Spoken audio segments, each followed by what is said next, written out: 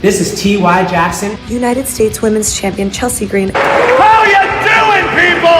And I love pro wrestling. I love pro wrestling. Good morning, everybody. Good afternoon. Good evening. Welcome to the Brunch Gimmick.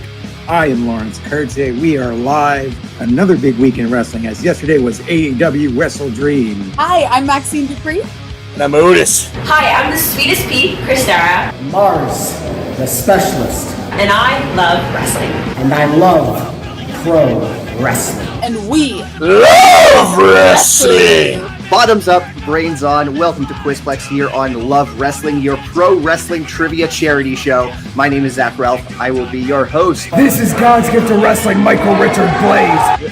We are the Usos. This is Rachel Ellering. And we love wrestling. And I love pro wrestling. And I love pro wrestling. Hello, Love Wrestling. It is Thursday night. It is 8 p.m. and you all know what that means. Well, you better know by now. It's episode 235 of this thing. I guarantee you there's like an 85% chance that's not an accurate number. Hi, this is Shaz McKenzie. This is Big Bad Boris. This is the Rhinestone Cowboy, Stephen Crow. And I love pro wrestling. And I love pro wrestling. And I love wrestling. If you're here, thanks for being here. It's For Exposure, Love Wrestling's independent weekend podcast where we break down all the best happenings of the world of the independent wrestling side. I'm Penta, I'm wrestling, and what? I'm the alternative Anthony Green. And I love pro wrestling. And I love wrestling. And I love wrestling. I love wrestling. And you know what? Pentacero.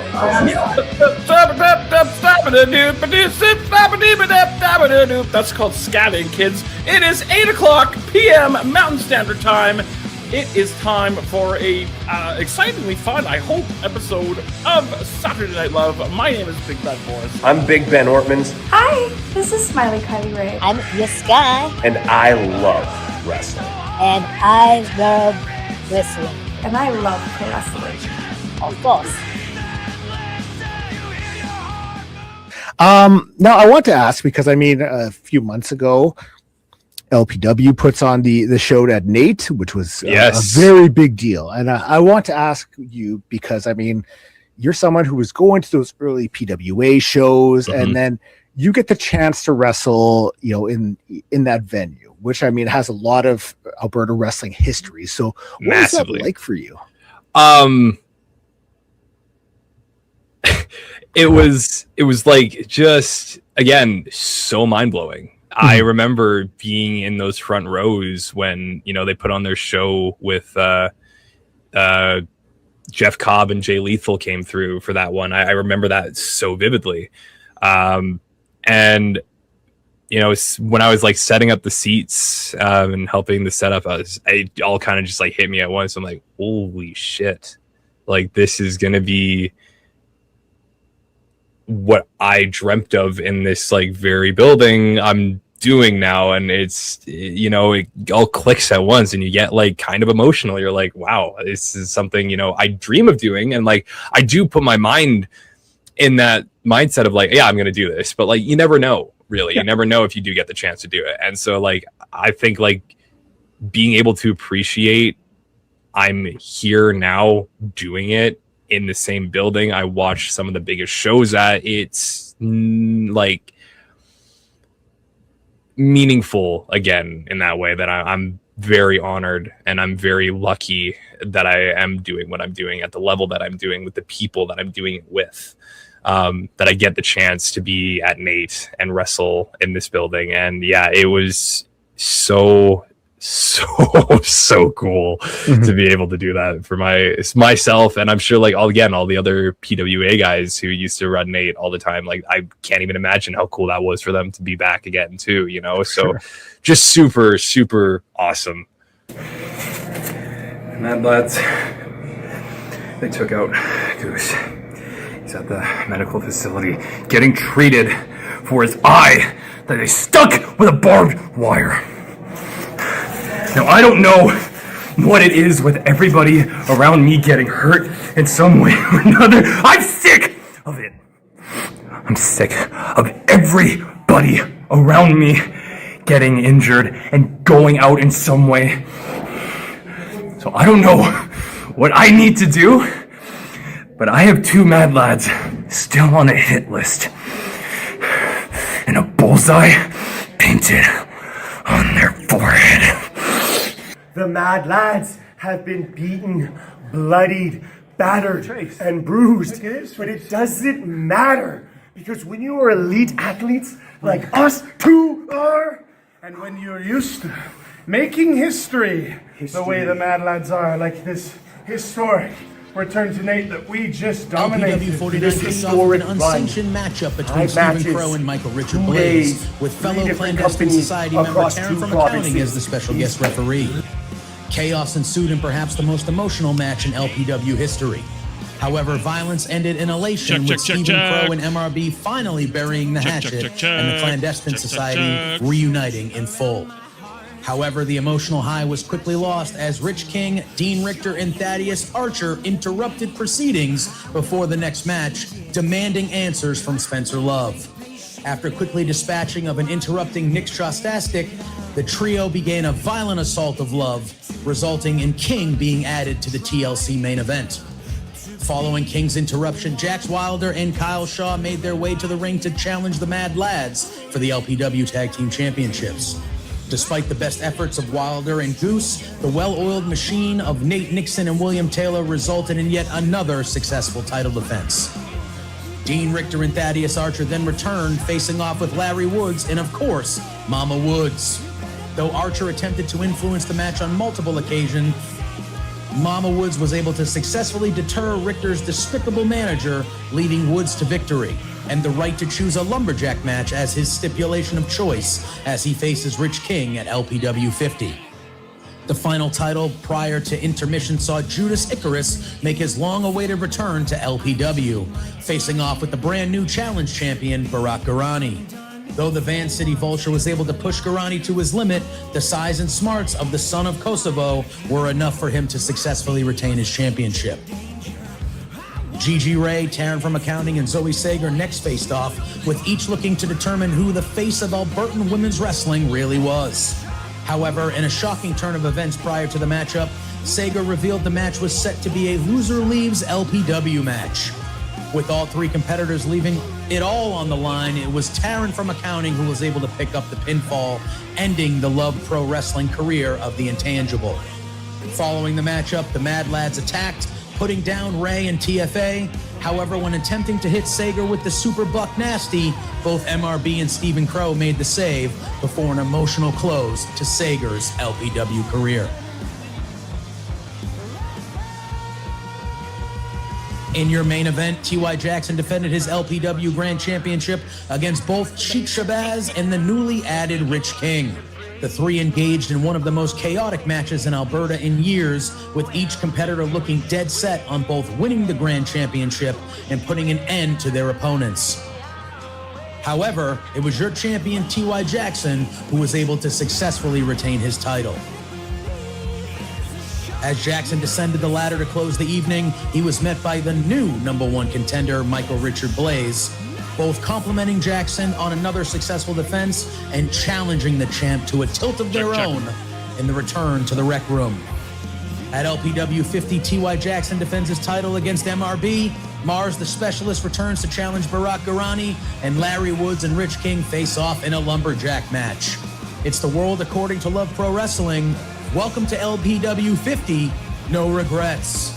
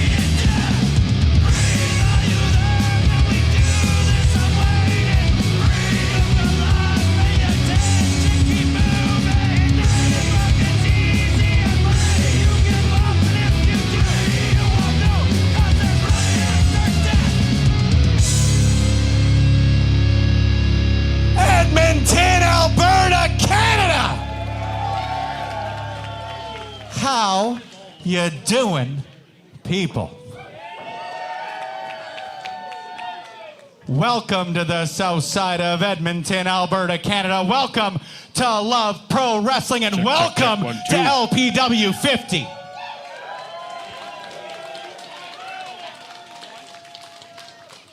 '50, that's older than I expect to be alive, but that's okay. We'll figure that one out in 16 years, hopefully. Thank you all for being here. My name is Spencer Love. I will be your minister of fun, your host, your maitre d', and in all likelihood, friends, fam, and wrestling fans, the least entertaining part of your night. Now, that's nothing against me. I'm pretty cool, my mom says. You're not my mom, so it doesn't matter what you said. But tonight, as we do each and every month here in Edmonton, Alberta, Canada, we've got one hell of a show coming y'all's way. Michael, Richard, Blaze, and T.Y. Jackson are your main event this evening. Give me a hell yeah! Mars the Specialist is back for the first time since May, facing off with Barack Garani for the Challenge Championship. Can I get a hell yeah? Jack O'Connor goes one-on-one with Sheik Shabazz, Dean Richtor, and Nick Shashastik face off. And in your opening contest scheduled for is the first ever Lumberjack match in Love Pro Wrestling history. Now, technically, I think we've had a lot of Lumberjack Larry Woods matches here in Love Pro Wrestling history, but the first ever Lumberjack match in LPW history. And friends, fam, wrestling fans, unlike last month at NAIT, we aren't gonna sell out a beer before the first match.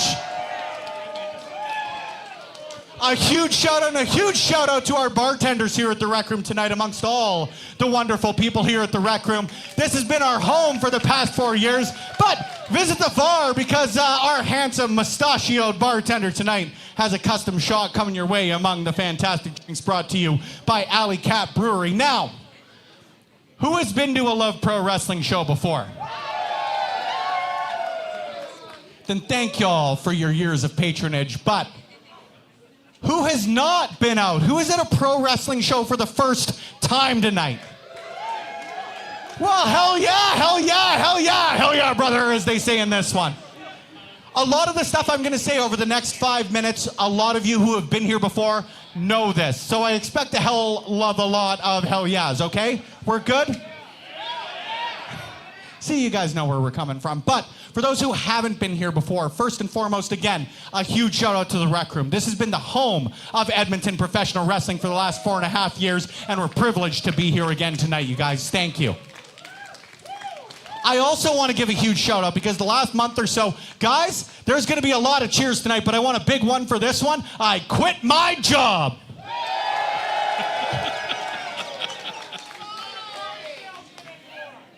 Which is nice because I don't have to wake up at 8:30 tomorrow, so old Spence is having a couple with y'all tonight. 8:30. But because of that, over the last month and a half, we've had the opportunity to build some great new partnerships. So they're here tonight. I would like you guys to give a big hell yeah for our new partners at Faro here in Edmonton, Alberta, Canada. Thank y'all. We're going to be announcing some really, really great stuff over the next couple of months, friends. Support them over the next couple of days if you can. I'm heading for a chef beef hungover tomorrow. Thanks, Lane. I appreciate it. But if you guys can support them over the next little bit, we've got some real cool initiatives, including one coming up with our partners at SACE, the Sexual Assault Center of Edmonton. If you guys came out to NAIT last month, you know they've got a huge place in all of our hearts. So they're not here tonight, but give them a huge hell yeah as well. We also want to give a big one here to Booster Juice. Thank you all for coming again tonight. I'm sorry I forgot to drop the mascot off. Fuck, I ruined that one. Yeah, I earned that. Boo me. Thank you all. That's so much nicer than I expected. But a huge shout out to Booster Juice, a huge shout out to our partners here at the Edmonton Oil Kings, a huge shout out to our friends at Sport 1440. Alex, is that you? Oh my God, give a huge hell yeah to Alex. We've known each other for longer than I'd care to admit. I am getting old, my back hurts, I'm tired, and I work with children. Haha, for all of you who get that. But a huge thank you, and I've got a few more that I'm going to thank in the next little bit. But I want to get to this opening matchup. So before we do the couple of last things, we do want to make sure that we're always acknowledging that we are on Treaty 6 territory, the traditional ancestral territory of the Cree, the Dene, the Blackfoot, the Nakota Sioux, the Saulteaux, and the Métis of Regions 2, 3, and 4. We also, and you got the sign, Ryan, so I'm going to rely on you here in a quick second, but you're going to hear some cursing. You already did. I'm sorry, I bunged that one up, didn't I, early tonight? You got, I know, right? You're going to hear, I know, guys, a 12-year-old called me out for breaking my streak for not cursing. I'm hurt, because they're right, and that just feels so much worse to hear from a child.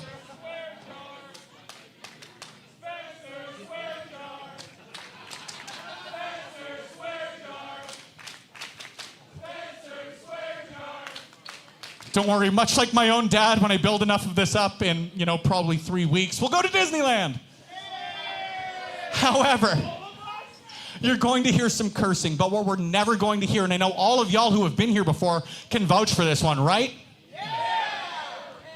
Is that you're not going to hear anything racist, sexist, homophobic, transphobic, misogynistic, anything that makes anyone in this crowd feel less than. Because who, friends, fam, and wrestling fan, is professional wrestling for?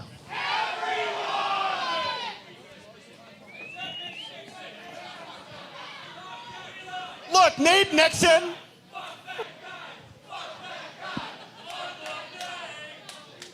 Nate Nixon, I've got a lot of qualms with, but I will 100% say most of the time he's a good dude. There's just like 3-5 hours between Thursday and Friday shows that I get kind of upset with them. Anywho, whoop-de-woo, friends, fam. Y'all want to get to our first matchup of the evening? That wasn't loud enough. Y'all ready to get to our first patch of the meeting? Sorry, I was distracted. Guys, give a huge shout out to our special guests of the evening, Mike Wazowski and James P. Sullivan.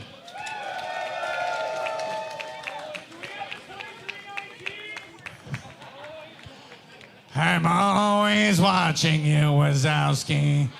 Always. I'm sorry, everybody. I'm going to get to what I do better than anybody here. The following contest is a Lumberjack Match, scheduled for one fall. This matchup brought to you by Pharaoh Sandwiches will be refereed by Love Pro Wrestling Senior Official.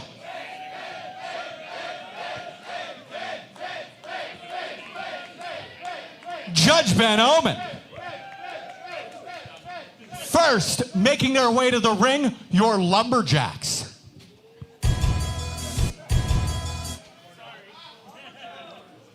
We got to bring the Lumberjacks first. You think Rich is not going to play with getting away?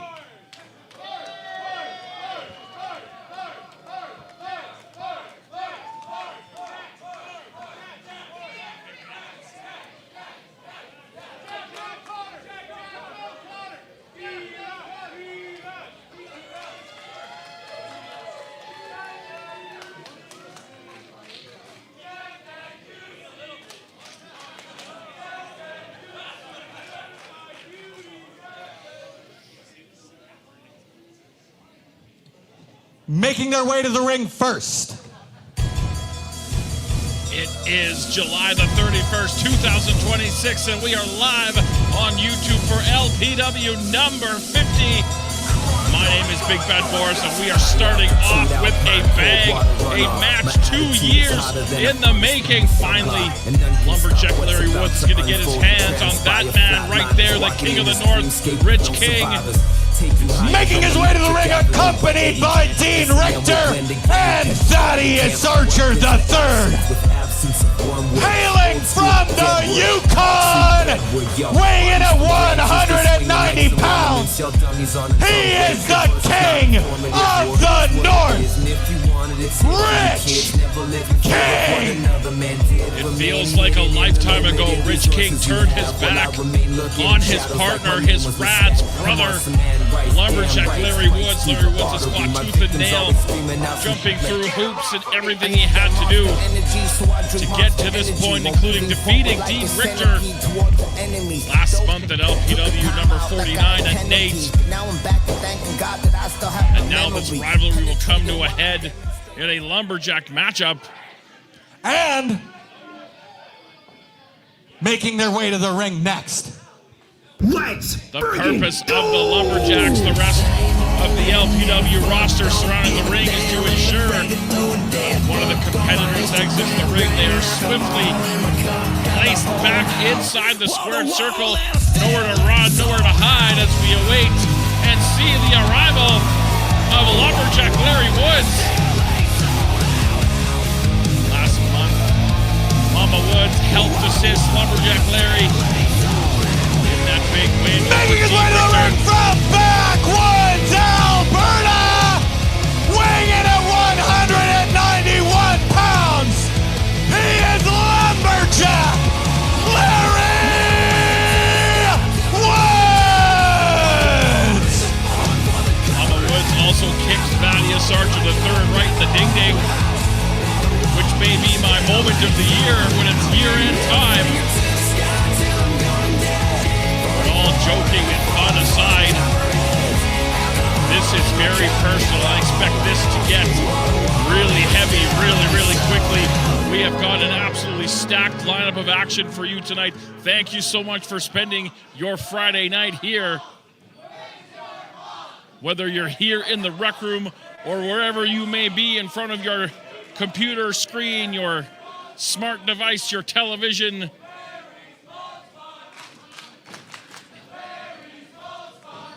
Judge Ben Oman assigned this matchup, which is not lost on old school Rads and LPW fans, and right away, meeting in the center of the ring. Larry been waiting to get his paws on Rich King. King tried to head for the hills, but realizing,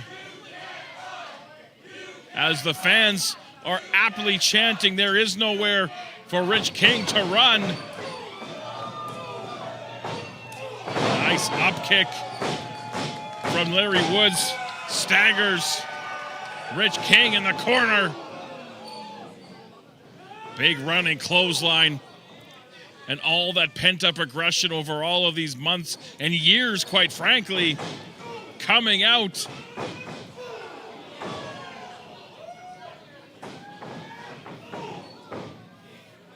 King getting a tour of the squared circle, courtesy of Lumberjack Larry.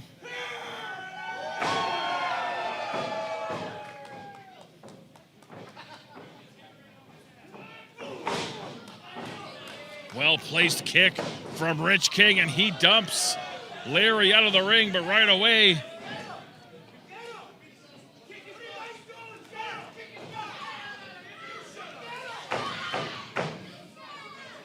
I mean, Rich wanted those Lumberjacks to attack.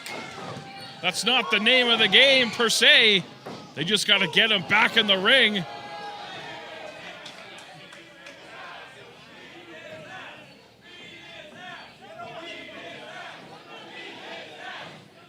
I'm sorry, I can't see exactly what's going on down on the floor from my vantage point, but it looks like Mars the Specialist hurling King back inside the ring and right into the awaiting clothesline.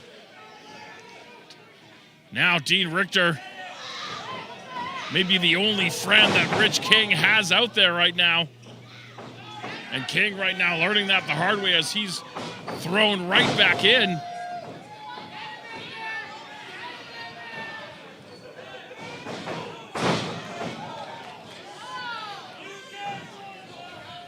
You'll remember late last year, Rich King actually showed up at Larry's mom's house in one of the most disturbing things I've ever seen, not in wrestling, but just period. And again now, Dean Richtor trying to run interference on the Lumberjacks to give Rich King to get a second, to get some oxygen, maybe formulate a game plan, or at least stop the onslaught of Larry Woods.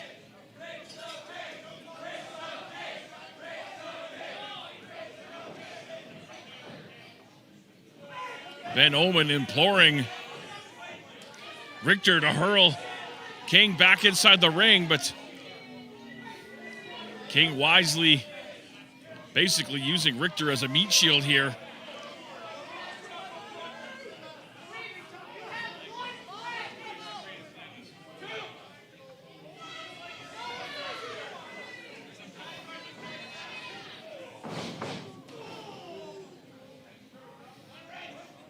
Larry now looking to bring Rich in the heart of it with that vertical suplex. Nicely done.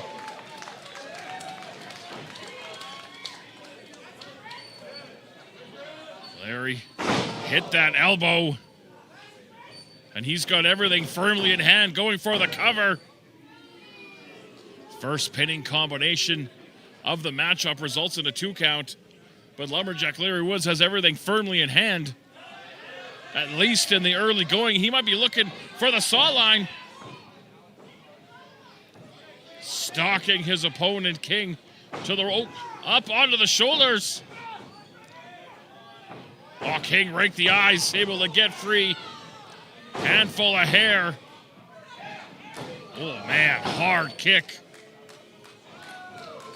And that might be the opening that Rich King needs. Series of hard strikes, elbows. Oh, come on.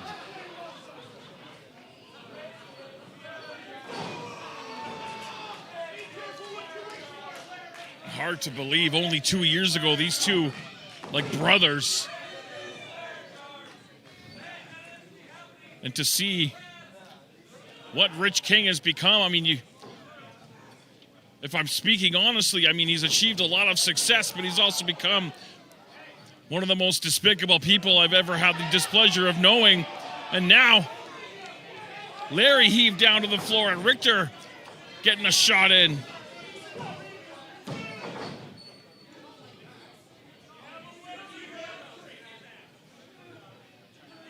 You have to wonder what's going through Judge Ben Omen's head. I mean, I know he's absolutely an impartial referee, one of the finest referees I've ever worked with myself. But there's a lot of history there. I'm sure T.Y. Jackson has an eye on this at some point in the locker room as well, as he prepares to defend his LPW Grand Championship against Michael Richard Blaze tonight in our main event.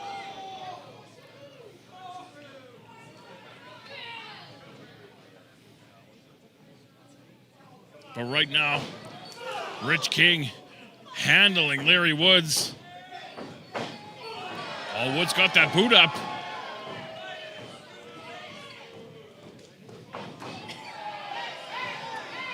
Well, tripped up by Richtor in the corner.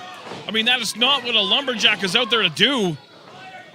It's to keep all the competitors in the ring, but King wisely dumping Larry out right into the awaiting strikes of Dean Richtor.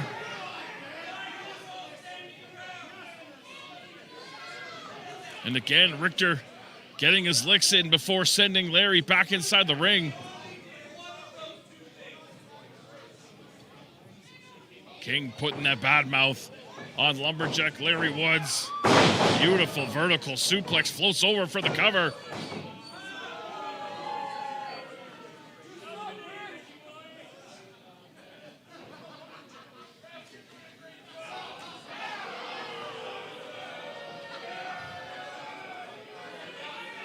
See Mars, the specialist at ringside. Great to see him back here in LPW away.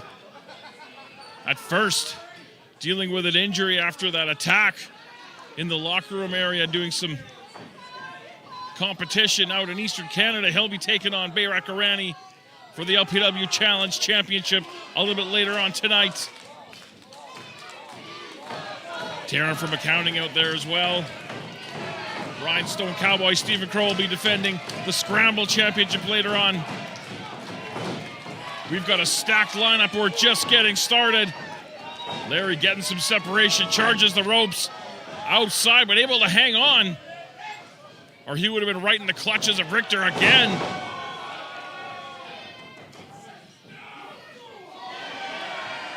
And now, oh, he took a shot at Jack O'Connor. He didn't realize he was striking O'Connor. He just felt somebody behind him and swung wildly. And now Shabazz and Garani attacking Dean Richtor.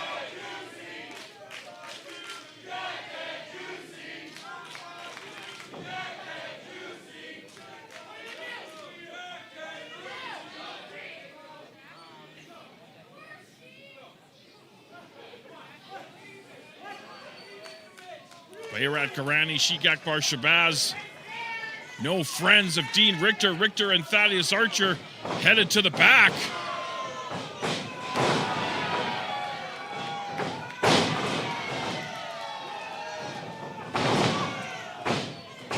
And now Lumberjack Larry in the driver's seat. Up onto the shoulders. Down to the canvas. Going for the cover. Left shoulder up just in time, says Judge Ben Omen.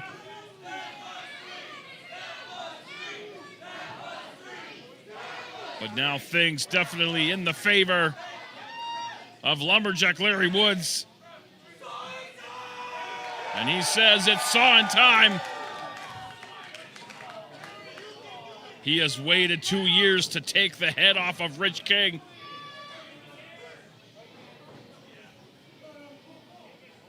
And he caught him. Oh, I think he's biting the hand. I mean, a despicable but effective way as he sits out with that slam. Oh. Larry got the shoulder up, a despicable way to escape the saw line, but it's pretty damn effective.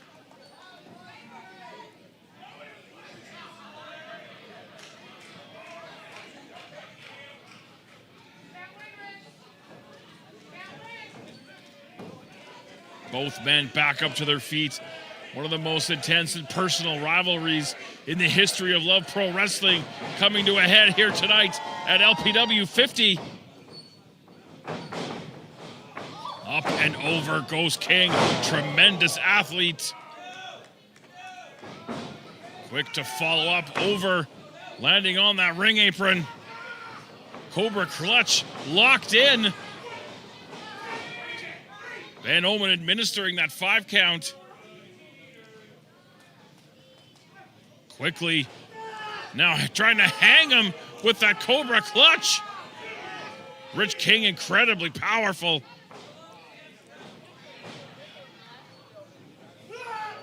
Slingshots in with that DDT.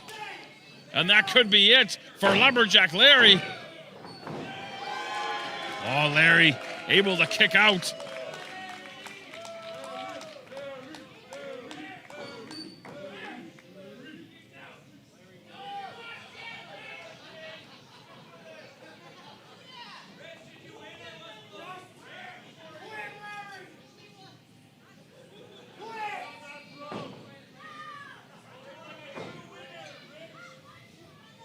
King now looking to follow up. Up onto the shoulder again. Just muscled him up, and now he's going to climb the ropes with Larry on his back. I mean, that's a human being climbing the rope, carrying another human being. Oh, but Larry got the feet underneath. Gonna walk him out of the corner with the power bomb.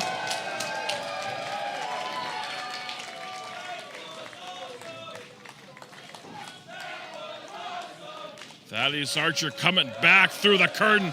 There's Dean Richtor. Hang on a second. There's the Mad Lads. William Taylor, Nate Nixon. And there is a sizable, what looks to be a sizable envelope full of cash. And we know the Mad Lads have a history of being hired guns. and Thaddeus Archer has a history of throwing cash around to get things done. And the mood in this building just changed in a big way.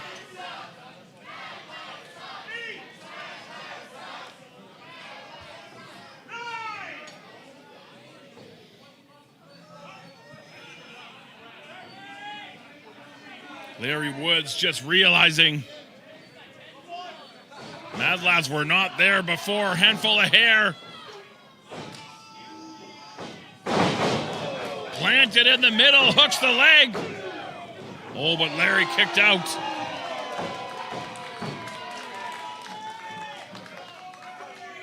Thaddeus Archer. Rich King on plan B right now, involving the Mad Lads in a substantial amount of money, but still not able to put Lumberjack Larry Woods away.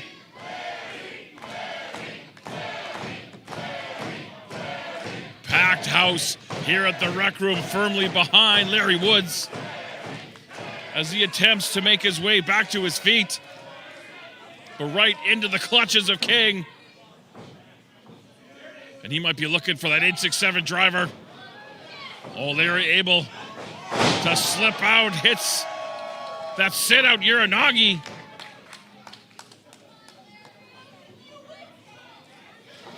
Larry able to make the cover. 2. Again, that left shoulder up off the mat.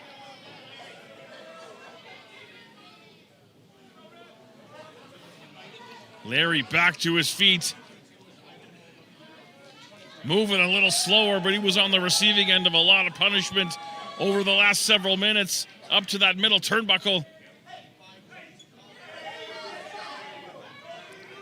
Dean Richtor and the Mad Lads in that corner, causing the distraction. Look at the look on Thaddeus Archer's face. Scumbag.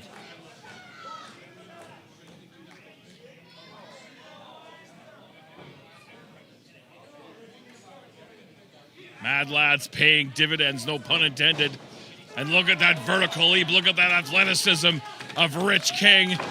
Oh, but Larry slips out the back door. And that is an unpleasant way to spend your Friday night if you're Rich King.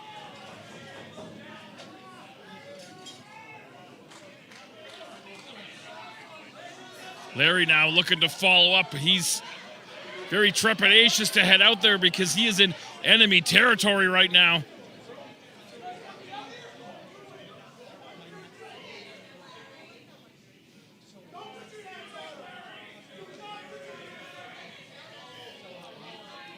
Larry Woods grabbing a hold of King. I don't think he's going to heave him. Heaves him off the top rope. Into the Mad Lads and Dean Richtor. And that mass of humanity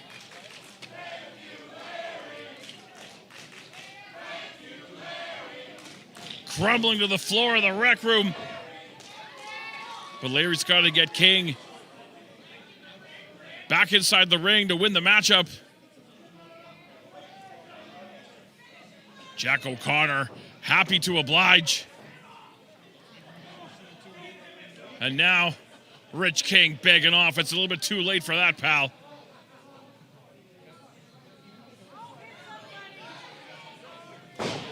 Yeah, Larry not buying a word of that nonsense. Into the saw line.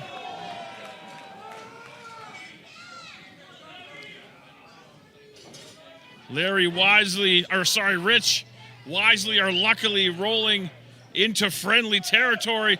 There's Jax Wilder, Jack O'Connor, Bayrat Garani, Sheik Akbar Shabazz on that side as the Mad Lads try to run interference. The Lumberjacks just want to hurl him back in the ring, but it's a very tense situation down on the floor.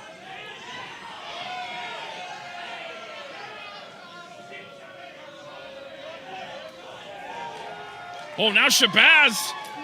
I didn't see what happened. I think O'Connor might have accidentally hit Shabazz. Baseball slide drop kick takes those two out. And this is deteriorating rapidly.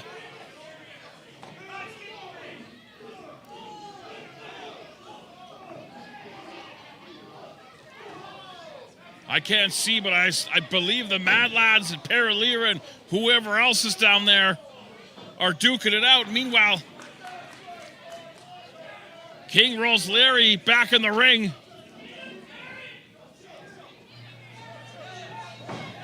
Now tearing from accounting, Stephen Crow over on that opposite side trying to chase off Nate Nixon. Larry's got a hold of King. Massive saw line.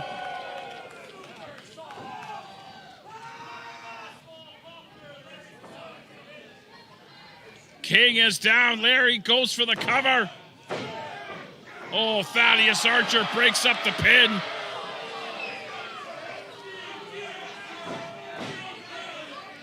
Judge Ben Owen trying to get Thaddeus the hell out of here. Oh, hit him. Come on. Hit him. Right in the glasses. Forget impartiality.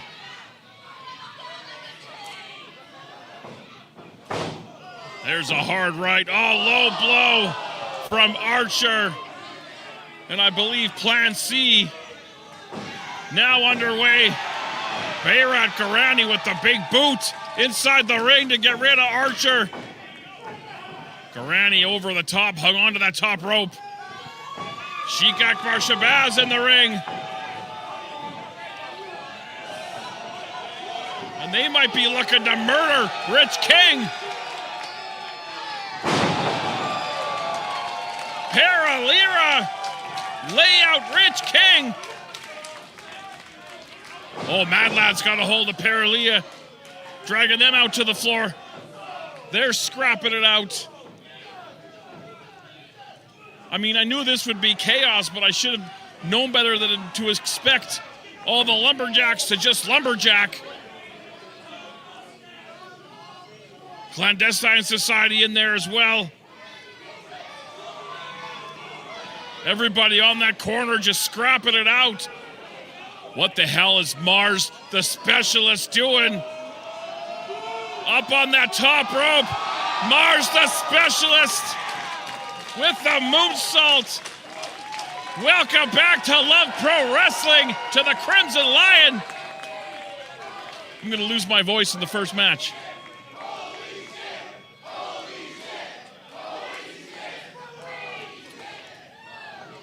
Mars just hurled white shirt William Taylor, and you heard him yell, "This is for Reed." He believes the Mad Lads are the ones that laid out Reed Matthews in that backstage attack a couple of months ago. Rich King heaving Mars out of the ring.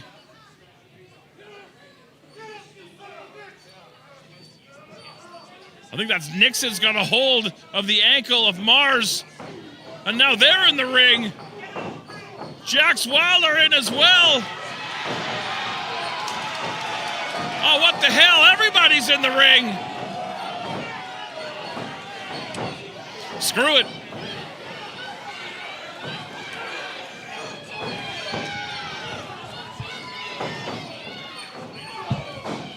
I mean, this has turned into a melee. I think somebody, I don't know if it was Ben or Spencer, somebody, I heard the bell ring, but I mean, everybody's in there beating the hell out of everybody else. See Rich King up on the stage behind Thaddeus Archer.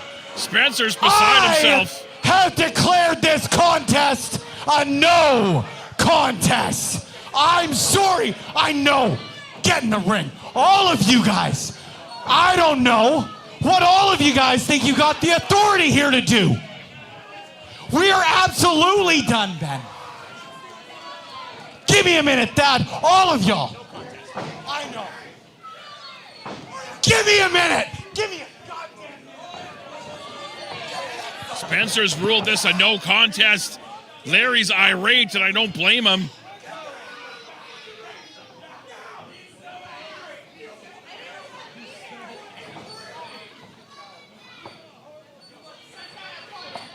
Larry Woods is pissed right off. and rightfully so.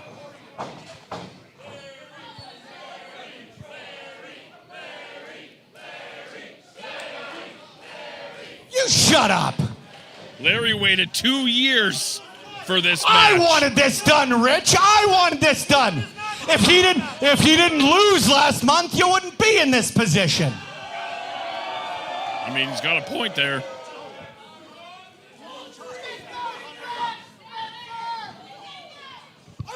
You will. You will. I thought I saw this, Larry. I'm sorry. I'm sorry. I thought, and look, I get it. I get it. This isn't on you. Give it a minute, Larry. This isn't on you. I'm going to make right. Give me a second. I thought that we were finished with this. I thought we'd put every barricade in your possible way. No one crosses the barricade. But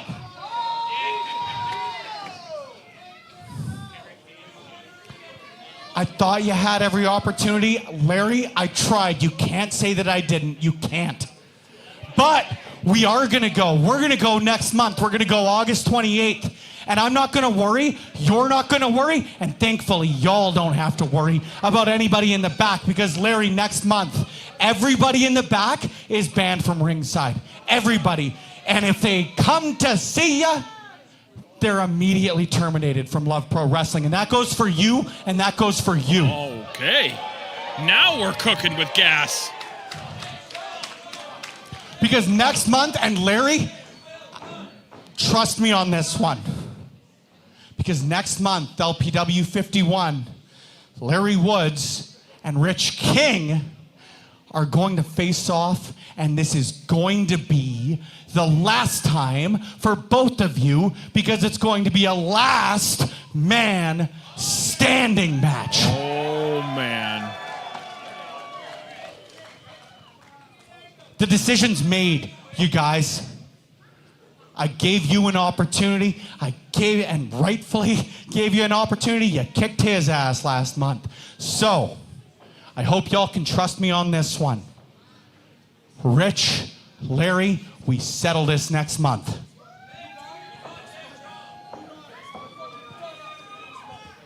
Now,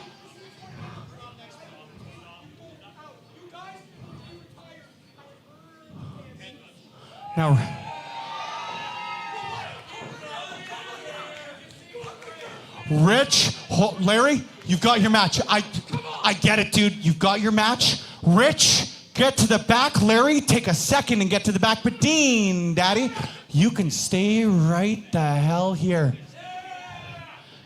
You've got a matchup tonight, and we're going to get that one kick started right now, buddy. Larry, get to the back because we've got Larry.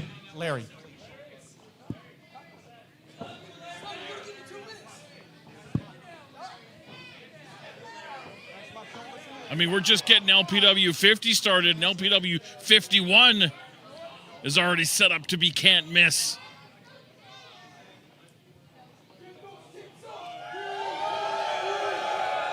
August 28th, right back here at the Rec Room, last man standing. Everybody banned from ringside. If you show up, you're gone. Next month. These idiots come out. Done.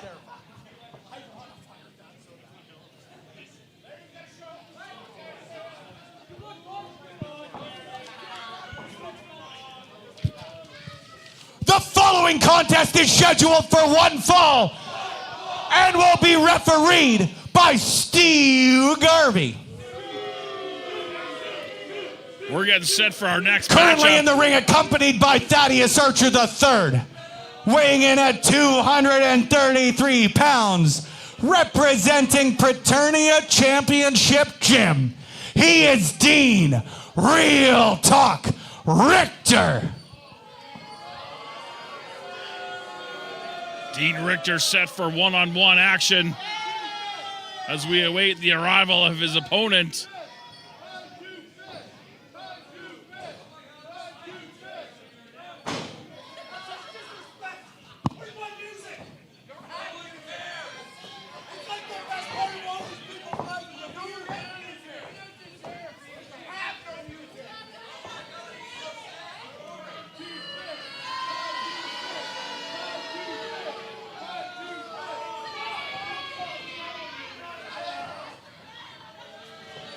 I mean, that's a chaotic way to start a live event, to say the very least.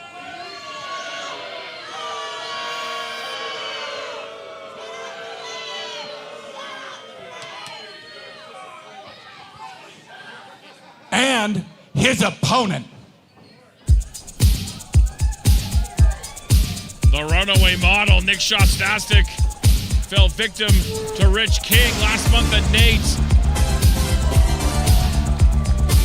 We saw him last night at CWS number 38 team up with Jack O'Connor in a very unique tag team.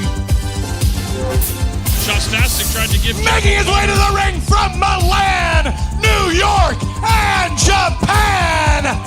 He is the runaway model, Nick Shostastic.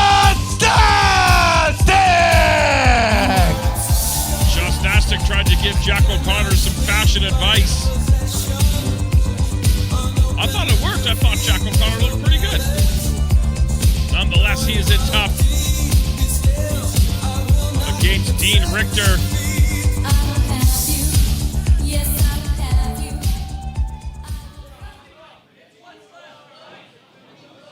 Stuart Garvey, our third man in the ring for our second matchup. There's the bell. We are under. Oh, man. And Richtor wasting no time. That roaring elbow right on target.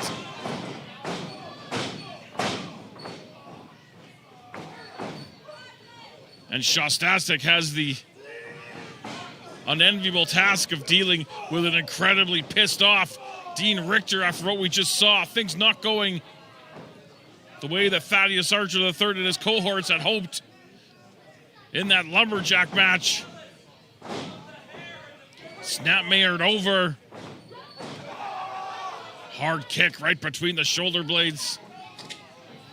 Still to come, Stephen Crow defending the LPW Scramble Championship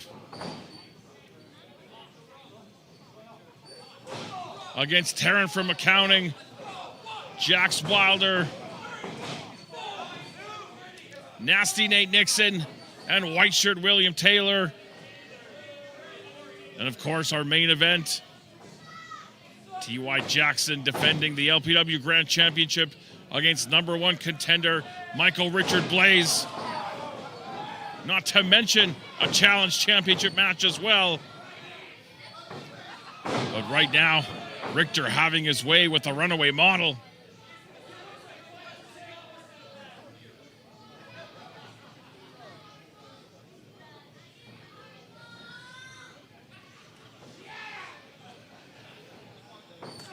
Shostastic trying to fight up from underneath.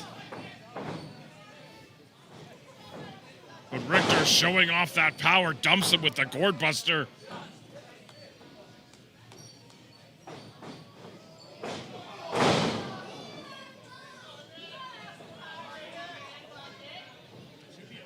And Dean Richtor might be one of the few people, maybe the only person here in LPW stronger than Rich King.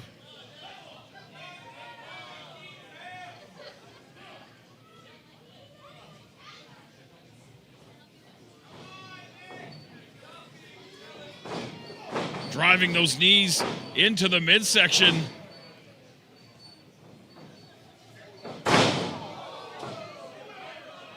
And Shostastic hasn't even got a chance to get out of the starter's block yet. Garvey in position to see if he wants to tap out. Oh, get Archer out of there. Haven't we had enough of him?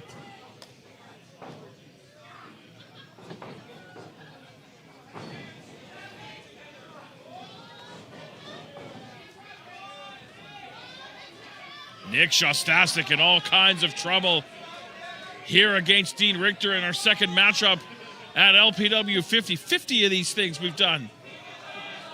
And they just keep getting better and better, bigger and badder.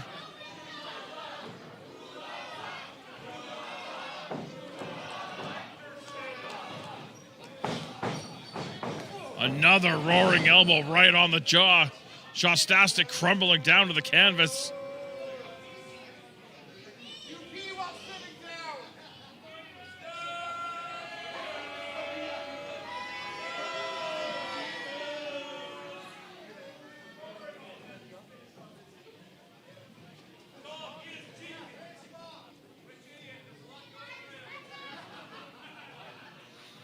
Sheik Akbar Shabazz also slated to be in action a little bit later on against the aforementioned Jack O'Connor.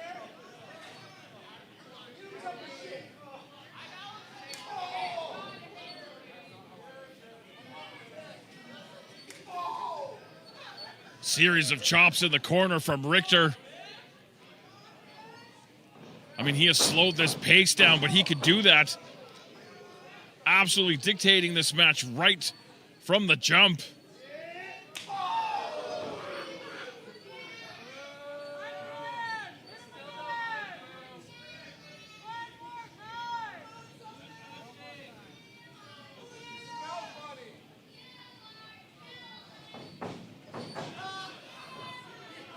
Full Nelson applied. Might be looking for the Dragon suplex. And Richtor almost toying with Shostastic at this point. Playing with his food, if you will. But Nick back up to his feet. Sidestepped that charge in. Stacks him up. Almost stole a victory. Shostastic getting a second win here. Mahi Straw cradle, shoulders down. Sidestep that kick. Again, rolling him up. Shoulders down again and almost stole a victory. And now Shostastic starting to put it together. Nice standing drop kick. And Shostastic now. Beautiful rocker dropper. And he went from the brink of losing this match to now dictating the pace himself.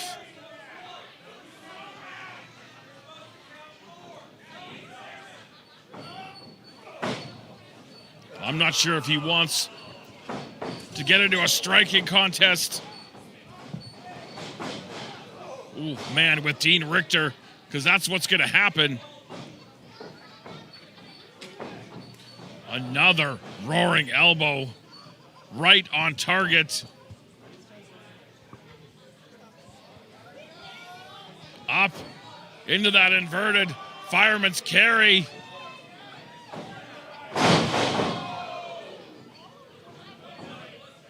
Going for the cover. And Dean Richtor puts away the runaway model. Your winner, Dean Richtor!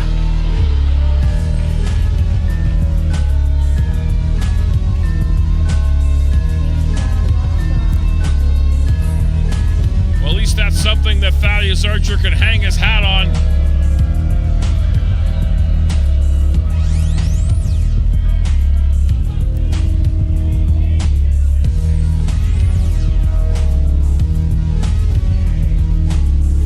Oh, he's not done with Shostastic. Dumped out of the ring onto that stage area.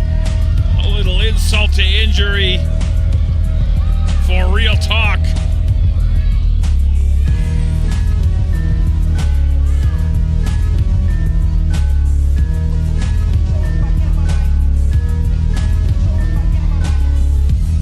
Oh, come on. What a scumbag.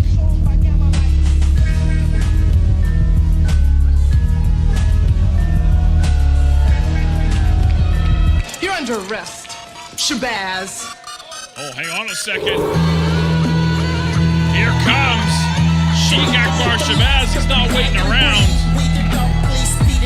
He is slated next to go one-on-one with Jack O'Connor. Those two got into it a little bit earlier on tonight in that Lumberjack match. The following contest is scheduled for one fall. Currently in the ring from the mean streets of LA, accompanied by Love Pro Wrestling Challenge champion Barack Garani. He is jacked. He is juicy. He is Sheik Akbar Shabazz.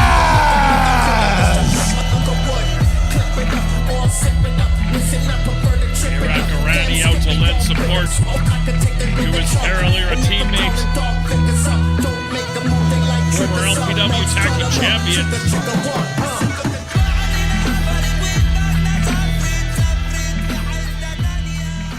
And his opponent.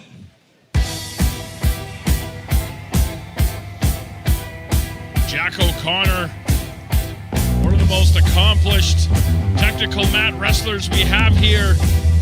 Maybe the most accomplished technical mat wrestlers we have here in Love Pro Wrestling, although I'm quite sure William Taylor would take me to task on that. The two of them had a fantastic British rounds match a couple of months ago at the Thursday Making his way to the ring from London, England, weighing in at 225 pounds, he is the Brute, Jack O'Connor!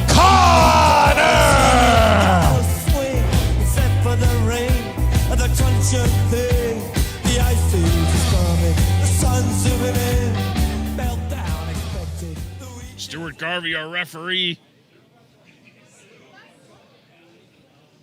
And I expect there to be nothing fancy about this match, but just a lot of brute force.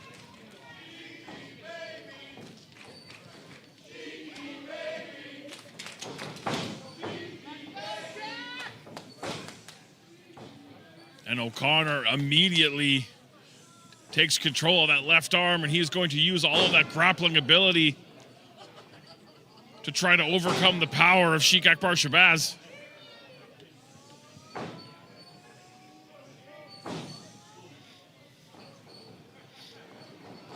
Tried the heel trip, but Shabazz took O'Connor down, and let's maybe not sell short the technical acumen of Sheik Akbar Shabazz. Head scissor taken by O'Connor. Shabazz trying to get free, able to rotate those hips, floating over into the side headlock.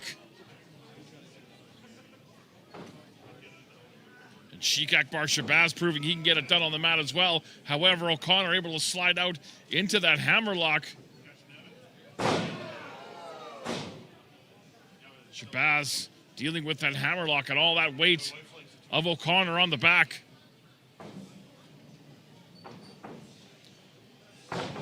Shabazz able to get up to his feet, but still in that hammerlock, backed into the corner, and some strikes. Series of hard body shots and a European uppercut. One of the specialties of Shabazz. O'Connor charging in. And the Brute taking control early.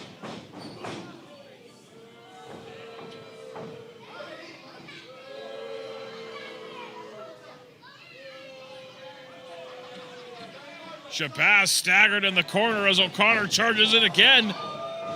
Oh, man. Kicked his face off his face. Now Sheik looking to follow up, snaps over that vertical suplex. And I think that early flurry kind of pissed him off a little bit.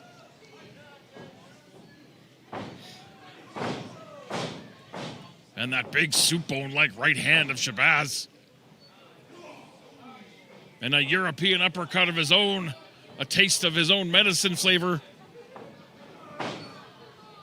And that's the power of Shabazz I mentioned earlier.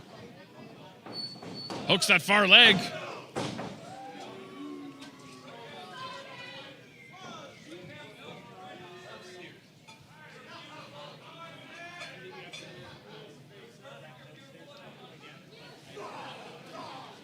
And now, Sheik Akbar Shabazz clubbing away on the chest of Jack O'Connor.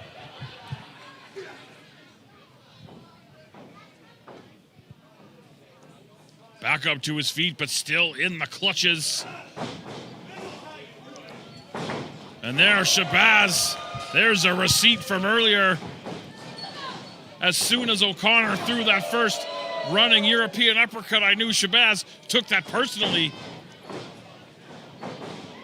Oh, got the knees up. Nicely done. And now, again, going to target that left arm.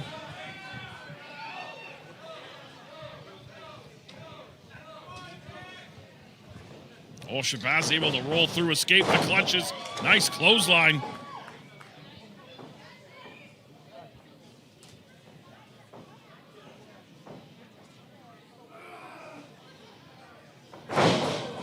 Another big scoop slam.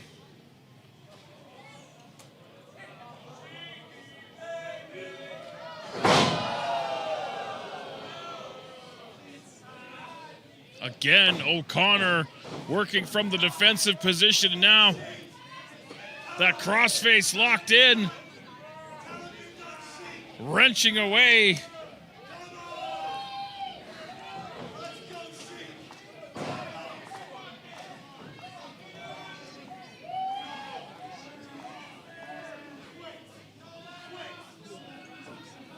Shabazz able to get to the ropes.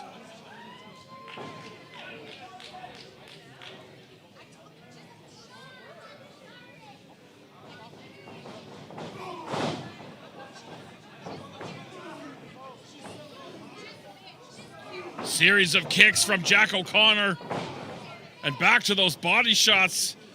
And you saw that body shot doubled over Shabazz right in position for that gut wrench suplex, and he almost got the win. And then Shabazz, that arm getting that shoulder up. O'Connor took that. Very, very smart work here from Jack O'Connor.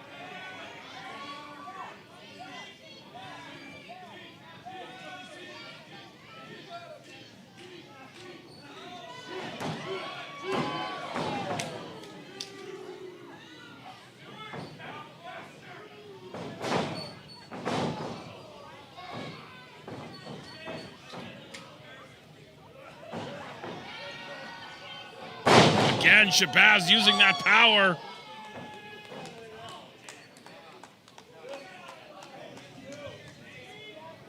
Oh, he went for the elbow, but got nothing but the canvas. And that might be the opening O'Connor needs. Muscles up the big man. Oh, but Shabazz hard elbows. Cracks the back of Jack.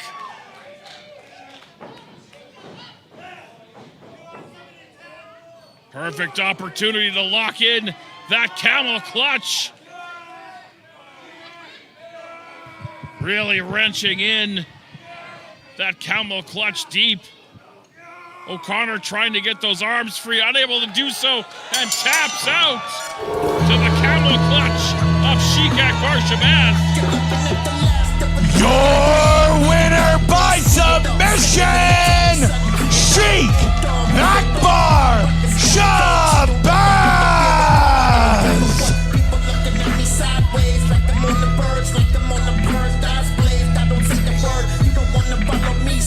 Big win here. And some respect between, oh, come on! Dean Richtor from behind. Oh, O'Connor coming to the aid. Oh, man, but he got that bull hammer elbow. Shabazz ducks, hits the boot. Another boot sends Richtor out onto that stage area.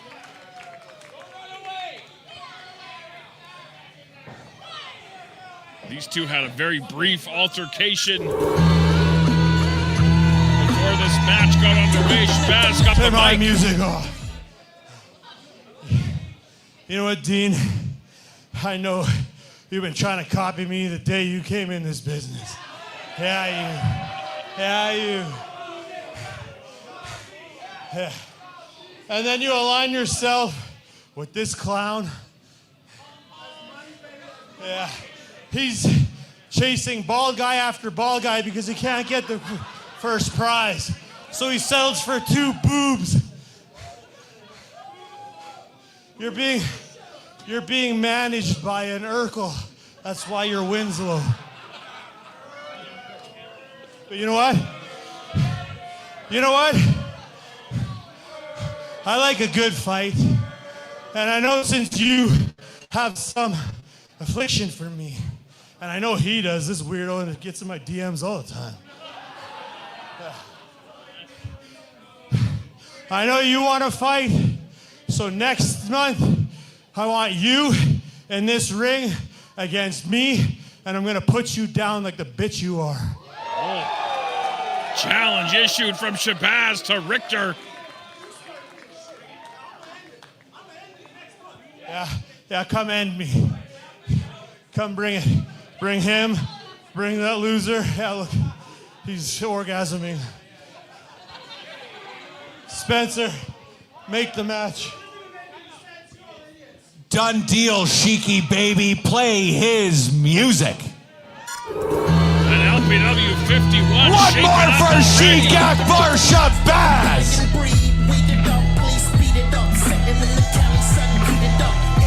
One more for Jack O'Connor.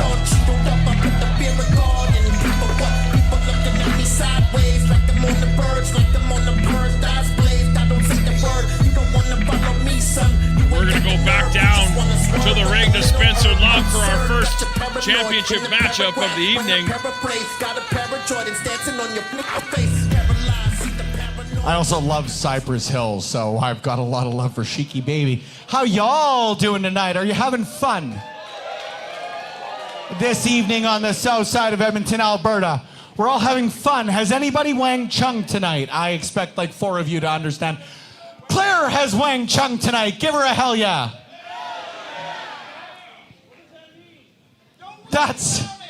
You're older than me, dude. I'm not that old. You don't know Wang Chung? Everybody Wang Chung tonight. This is not a sponsored post. Most of them aren't. Most of it is just me liking 80s music. Anyways, thank y'all. Like I said right off the bat, because I was real excited to kick the evening off with Rich King and Lumberjack Larry Woods. And of course, Thaddeus Archer pissed me off again. Surprise. Everybody? Is anybody here surprised? No. There we go. Thanks, Thad. But we've got a lot of great individuals who help support us here at Love Wrestling, including the only lawyers I like at McGinnis Law. Stand up and take a bow.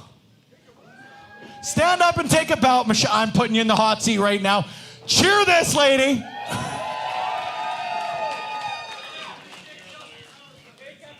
Thank you. Nobody likes Austin Powers. Guys, no.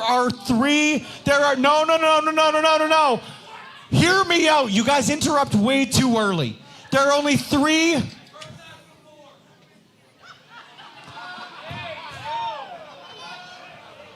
Me too. That's cool. There are only 3 perfect trilogies on this planet. Number 1, Toy Story, and I will not hear anything about Toy Story 4 and 5. They don't exist, you guys. They're a Fallujah, they're a Fugazi, they're a Whimsy, there's a Whatsy, there's a whatever. Back to the Future, of course, is a perfect trilogy. And Austin goddamn Powers is a perfect trilogy.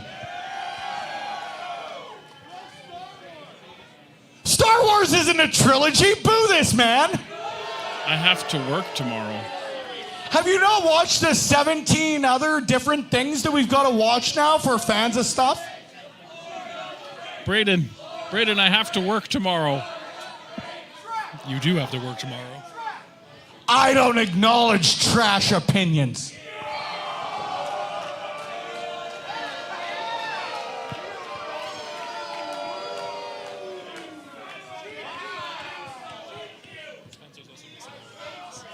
Sound like my girlfriend. Anyways, guys, we gotta get to intermission, okay? I know you guys want more drinks courtesy of Alley Cat, correct? Should I shut up and do my job? The following contest is scheduled for one fall, and it's for the Love Pro Wrestling Challenge Championship. This matchup, brought to you by our partners at Booster Juice, will be refereed by Love Pro Wrestling Senior Official Judge Ben Omen.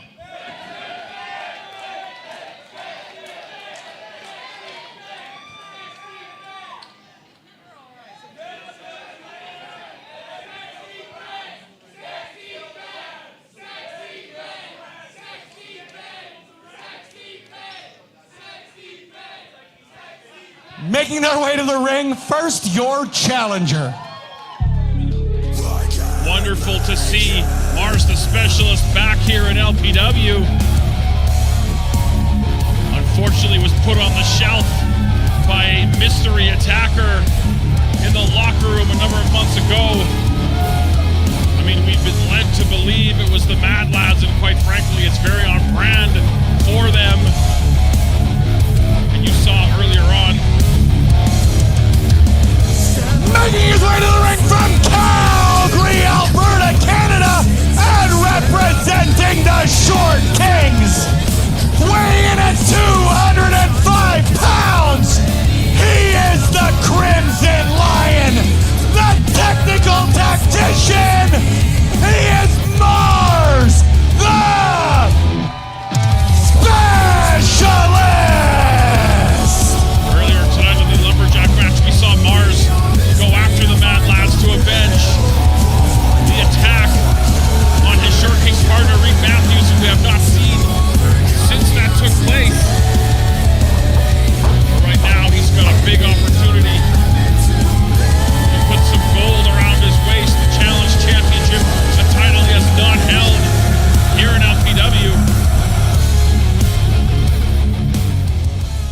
And your champion. Bayrak Garani, we have seen him come into his own over the last couple of years here in LPW. And a couple of months ago, he put an end to the historic title run of Michael Richard Blaze, defeating him for that Challenge Championship. And then last month, at LPW number 49, defeating Judas Icarus in his first title defense.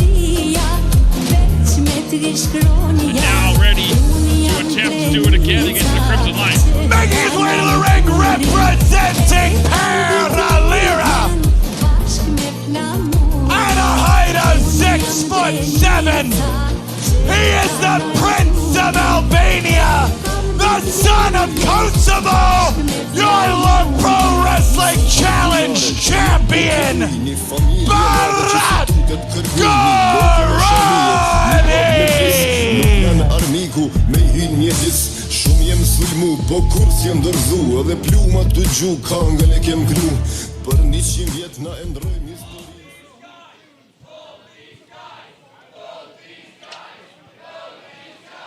And I know there's a lot of respect between these two competitors, and this should be a fantastic bout.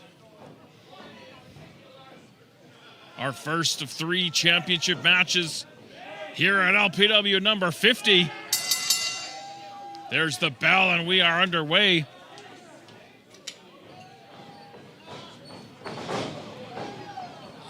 Garani with the obvious height advantage. But Mars the Specialist, incredibly powerful. And wisely going right after that knee if he can cut the big man down. A wise offensive strategy right off the bat here.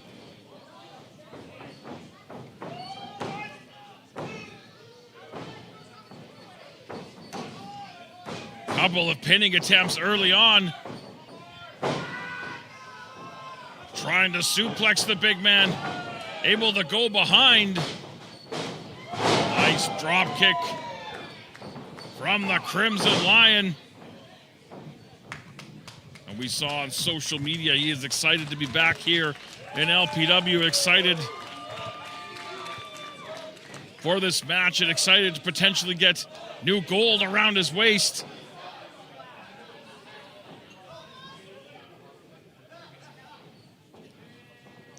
Garani, formerly one half of the LPW Tag Team Champions. Reversing that whip. Tried for the hip lock takeover. Oh, man. just cut Mars down. Charging the corner, but up and over. Snatches on that headlock, but immediately shoved into the ropes. Gorani moves exceptionally well for a man of that size, and there's a perfect example. Snaps off the head scissors. Sends Mars out to the floor. Very, very impressive athleticism. Pescado.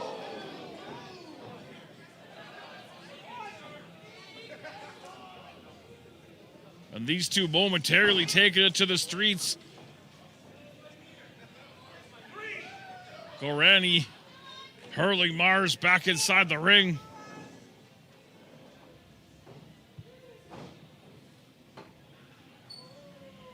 And he might be looking for that enziguri. Oh, man, muscled up.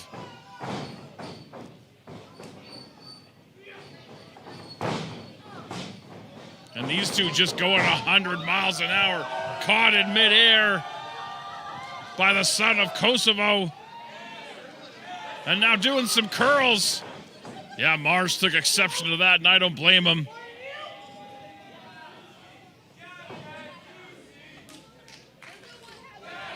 A little bit of disrespect.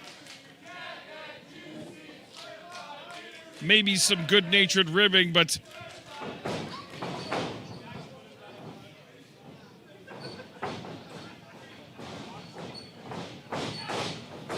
up and over goes Gorani.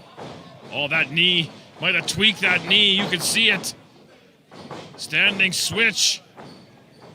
Oh, muscled up onto the shoulders. Yeah, and I think that knee, something we might need to keep an eye on as this match progresses. Big, big boot right on target. Locking fingers, and now Gorani was looking to go for that spacewalk. Oh, again, that knee on the leapfrog. Mars smelling blood in the water, but Judge Ben Oman wants to check on the condition of Mars.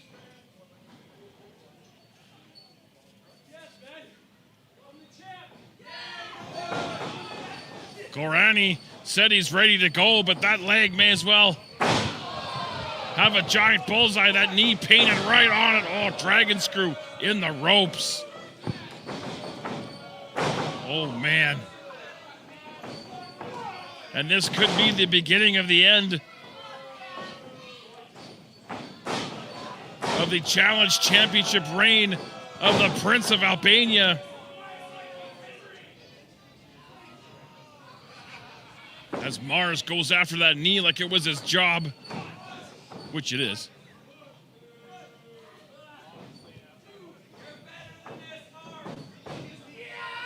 Driving that kneecap into the canvas. And I spoke earlier about cutting the big man down, and Mars has done a very effective job of that so far.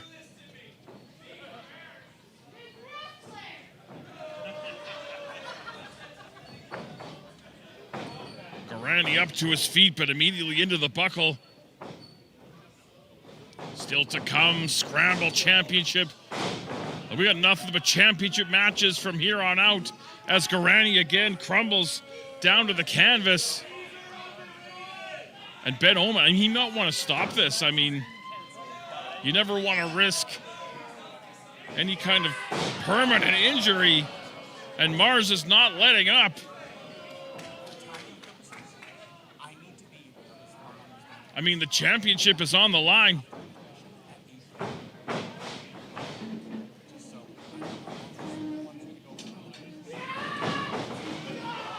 Sidestep from Gorani. Oh, man. Lethal kick. Now Gorani out to the floor.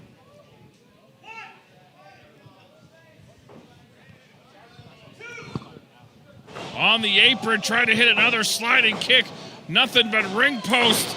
Baseball slide sends Gorani down to the floor. You can see him clutching that knee. Obviously in a substantial amount of pain.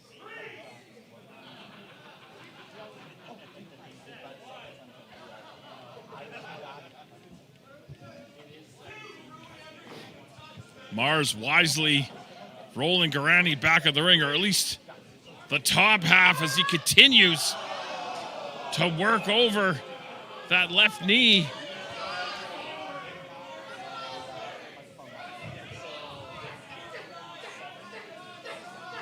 I mean, there's nothing pretty about that, but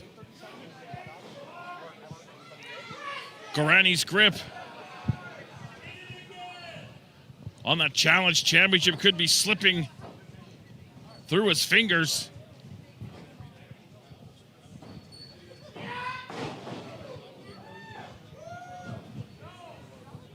And Mars's confidence growing every second.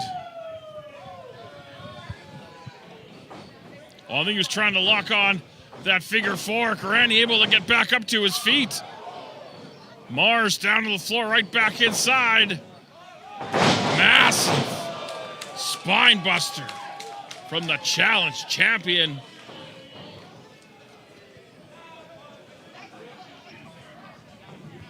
Again, Gorani favoring that knee.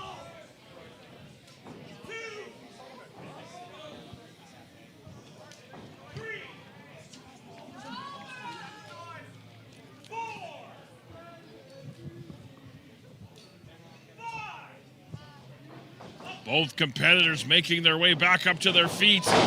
Oh, but Gorani gets the first shot off. Oh, I think he was trying to go for that big leg lariat, but oh, he thought he had the crimson line on the shoulders, but Mars able to slip out, but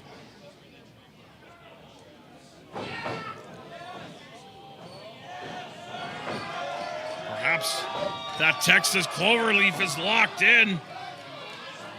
Now, torquing away on the knee of Mars, the specialist. But Mars clubbing away on Gorani's knee to get out of the grip. Oh, man. Running knee strike. Scampering over to make the cover.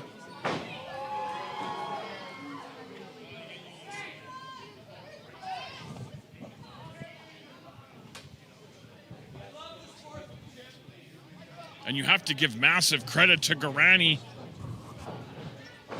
fighting this matchup basically on one leg. Mars trying to butterfly the arms instead. Oh, trying to muscle him up, able to do so. Oh, again, a hold of that knee. Inside cradle from Gorani. That was a desperation pinning attempt, and it almost worked. Gorani now on the ring apron. Big forearm rocked the jaw. Again, interlocking that finger, or those fingers, heading up to the top for that spacewalk. Again, those down awkwardly on the apron and the floor. On that knee. Mars charges the ropes. Down, but got caught. Powerbombed onto the apron. And heaved into the fourth row.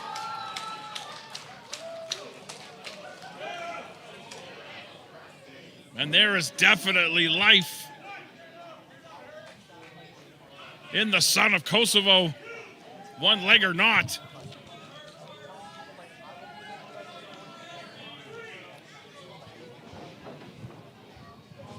He's a one-legged man kicking ass.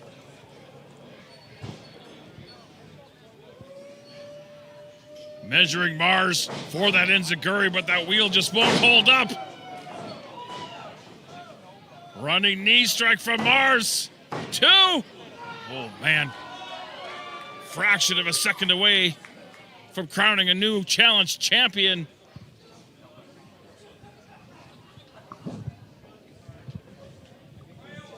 And I think frustration is growing in Mars, the specialist, with that injured knee and not being able to put Garani away.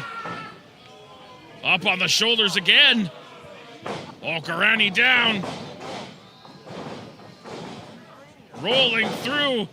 And again, crumbling. Sunset flip. Shoulders down, but right into the ropes. Oh, hit. That ends Aguri. And Garani perhaps looking to do it again.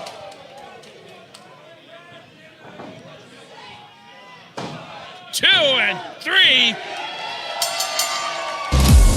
Favorite Garani retains. Your winner and still Love Pro Wrestling Challenge champion, Barat Garani. Mars the specialist put up a hell of a fight. Right now, Favorite Garani working on a whole other level.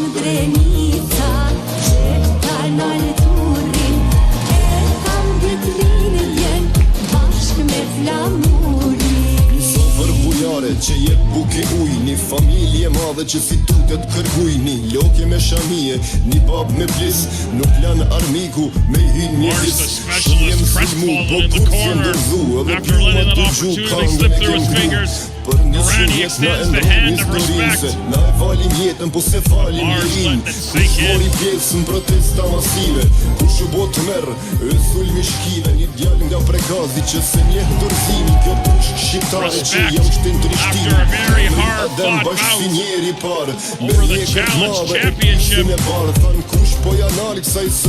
going to head to a short intermission. We still got two big championship matches to come. One more for your challenge champion. We still got a lot more to come at LPW number 50.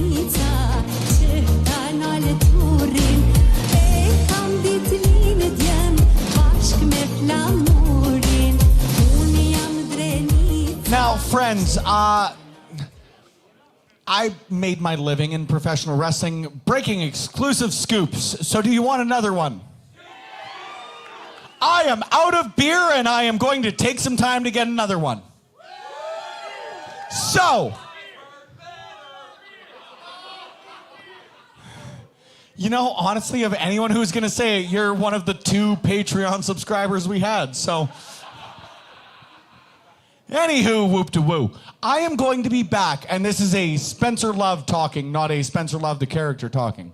I will be back in this ring at 8:40 p.m. I will be introducing you guys for our final 2 matches of the evening because we've got a Scramble Championship on the line, and we got a main event with the grand title on the line.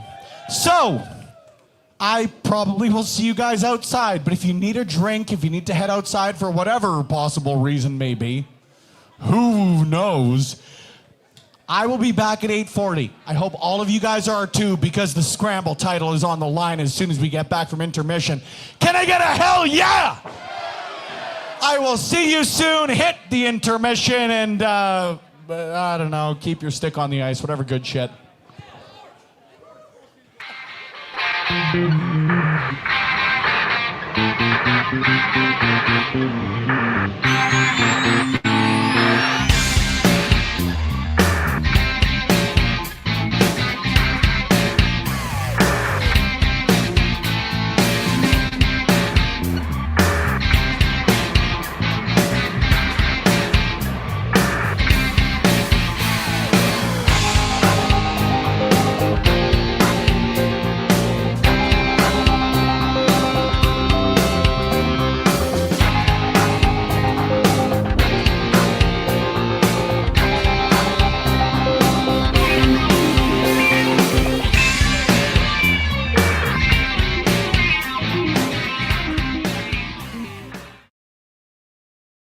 For those who don't know, Quizplex is the wrestling trivia charity show that we host on Love Wrestling. Now, it is the champion's privilege to choose the charity. And Dexter, I think you got a really great one lined up. Yeah, this year or this time around, I have chosen Fighting Back, which is held by C4. This is our big charity event we do every year in memory of our good friend Frank. Raise almost $1 million over the course of 13 years for cancer research. So all donations that go to Fighting Back will be donated to the Canadian Cancer Society. Thank you for allowing me to choose this charity and on this platform, because every little bit counts, and F cancer. Up. What film were The Miz and Damian Priest promoting when they wrestled in the Thunderdome era match where the ring was surrounded by zombies?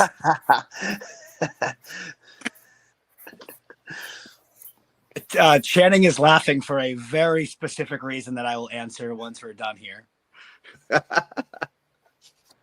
I know this, but I don't know when this. We get some behind the scenes stories here on Quizplex. TY? I have no idea. No? Okay. No. I defer to everyone with a whiteboard. Oh, that's good.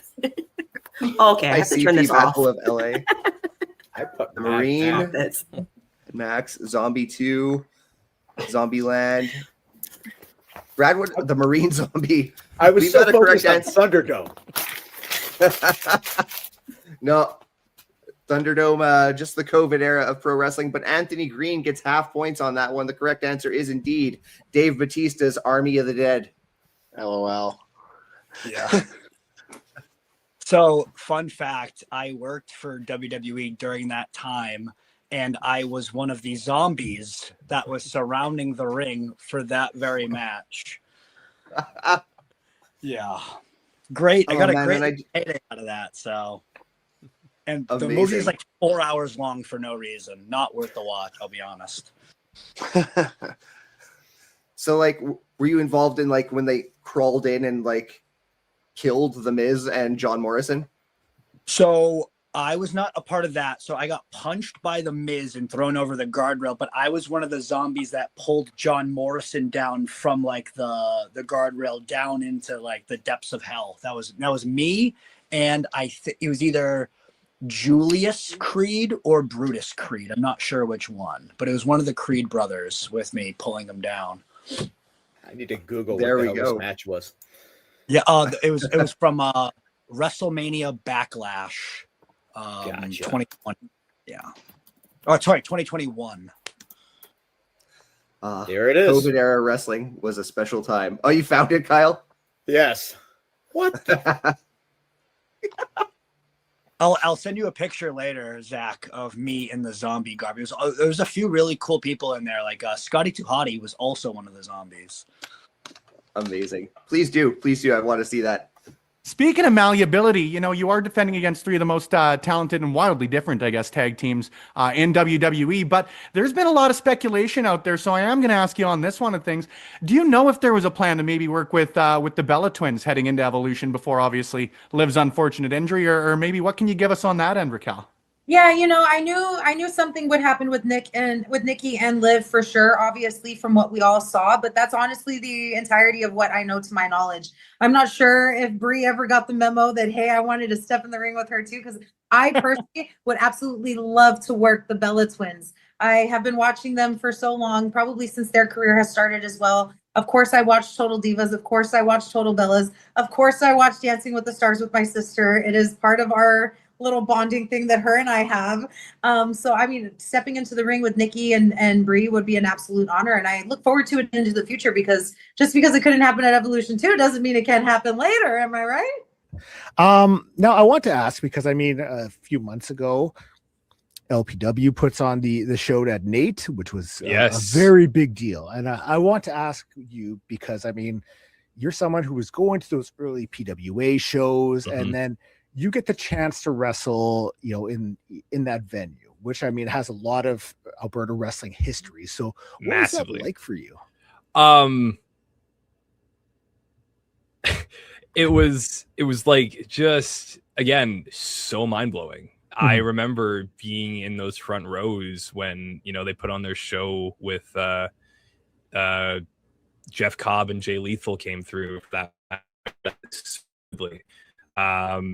And, you know, when I was like setting up the seats and helping the setup, it all kind of just like hit me at once. I'm like, holy shit. Like, this is going to be what I dreamt of in this like very building I'm doing now. And it's, you know, it all clicks at once and you get like kind of emotional. You're like, wow, this is something, you know, I dream of doing. And like, I do put my mind in that mindset of like, yeah, I'm going to do this, but like, you never know, really. You never know if you do get the chance to do it. And so like, I think like being able to appreciate I'm here now doing it in the same building I watched some of the biggest shows at, it's like meaningful again in that way, that I'm very honored and I'm very lucky that I am doing what I'm doing at the level that I'm doing with the people that I'm doing it with, that I get the chance to be at NAIT and wrestle in this building. And yeah, it was so cool to be able to do that for myself. And I'm sure like all the other PWA guys who used to run NAIT all the time, like I can't even imagine how cool that was for them to be back again too, you know? So just super, super awesome. And that lads, they took out Goose. He's at the medical facility getting treated for his eye that they stuck with a barbed wire. Now, I don't know what it is with everybody around me getting hurt in some way or another. I'm sick of it.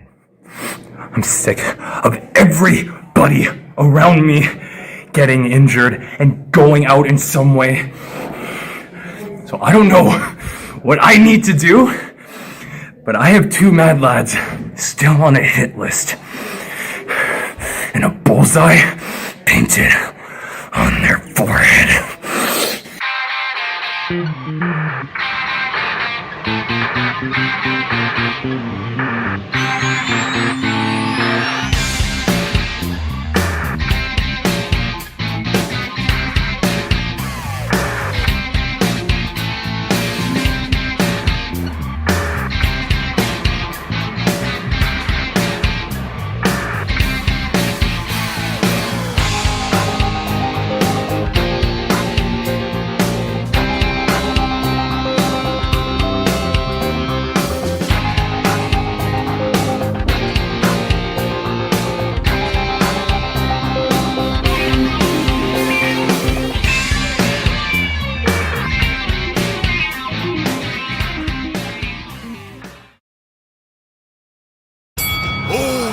From slap shots to chair shots, Sports 1440 is Edmonton's sports leader. First, you got mornings with pretty boy Tom Gazzola. I beat him 1, 2, 3 in the middle of that ring, brother. Then, the tag team champs of sports, Hallie and Douglas, they bring the frenzy, brother. Legendary calls on the lowdown with Low Tide, dude. He's got that finishing move. He drives his elbow right through your neck. And for the main event, drive home with my main man, Jason the Mouth Gregor. Oh, yeah! Catch Blue Jays baseball and hockey pre- and post-game shows. You got pop flies, you got power plays. We're covering all that action. Tune into 1440 on your AM dial, brother, and listen live at sports1440.ca. Woo!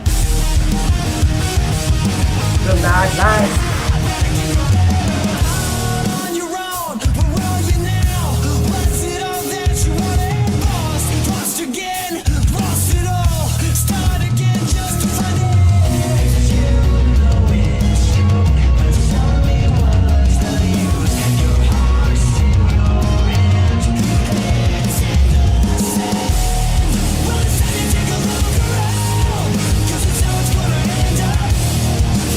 Just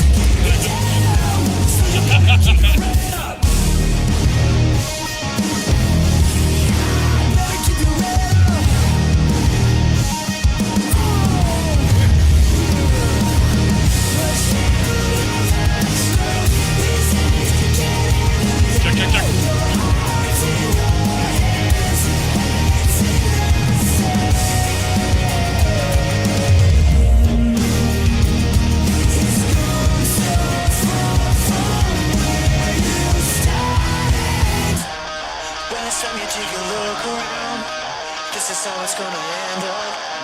There's something nothing just to keep you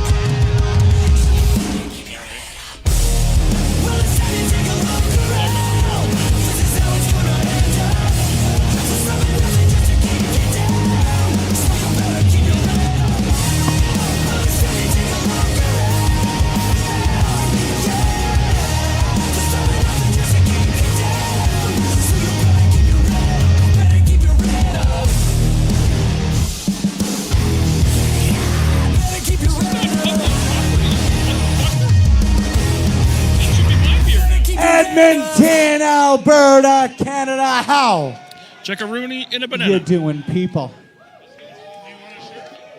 Don't worry, take your time. I'm early. That's never been said before. It was, in fact, one of those jokes. We're a 14A promotion. You guys might get some cursing. You won't get anything actually shitty, you know? That's okay. I'm the ring announcer. You might get one thing that is. How you doing, friends? How have your first couple of hours here at the Rec Room South Edmonton been? I know no one has Wang Chunged yet, but has everybody had fun tonight? Well, thank y'all. I've Wang Chunged once, maybe twice.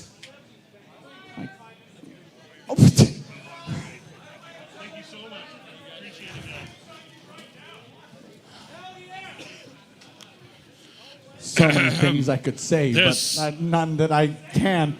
None that I can is a 14 promotion. This is the voice of God. Guys, the Lord's here.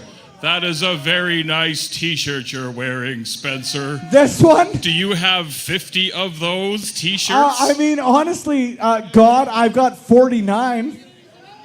You have 48 because I stole one. That's a very nice t-shirt. The Lord is a thief. Where can someone get that t-shirt? Well, friends, if you want to buy any of our limited edition Tyler Breeze merchandise for his critically acclaimed definitely did happen appearance in Edmonton, Alberta, Canada last year, they're going for just $10 at the merch booth. Or whatever you offer. I don't give a fuck.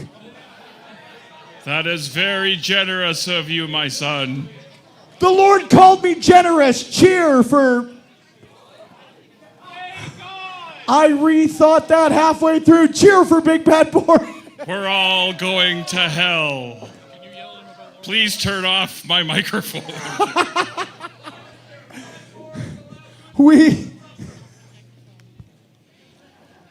Boo this man. What did he say? Hey, turn me back on again. We like to have fun here at Love Pro Wrestling. Hey, now, what did he say? Was I disparaged? Pardon? What did he say? Were you just what? Did someone smack talk me over there? What did he say? It depends. Are you God or Big Bad Boris? It depends what he said. It doesn't matter what he said. God is vengeful. Turn off my microphone again, please. We like to have fun here at Love Pro Wrestling. Can that get a hell yeah? We didn't waste your time for the last 4 minutes, did we? Oh God, are we actually on right now? Oh, we are. I didn't get a hell no. That sucks. Oh boy. Anywho, whoop-de-woo. Thank you all once again for hopping back, whether it's in the front row. Ryan, good to see ya. Whether it's up at the top there, Little Bad Boris, good to see you on the hard cam. Give a shout out to Little Bad Boris. You forgot Lord of the Rings earlier. I did not forget Lord of the Rings earlier, honestly. You say it, it's perfect.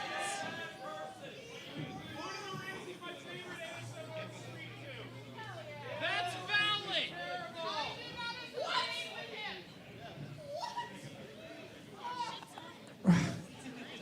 Yep. We all know What the am I best movie doing trilogy wrong? anyway is Fuck. Friday, next Friday, and Friday after next. Guys, it's okay. Lord of the Rings isn't that good. It's cool.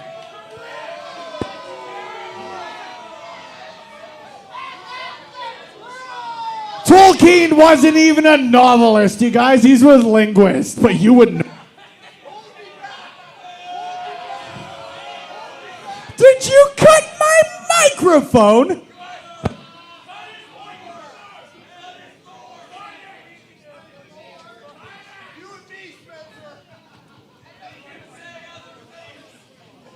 Have I encouraged any of you to buy a discount Love Pro t-shirt this far? Whatever, that's cool. They like me. We're fine. The following contest is scheduled for one fall, and it's for the Love Pro Wrestling Scramble Championship. This matchup, brought to you by Sport 1440, will be refereed by STU Garvey.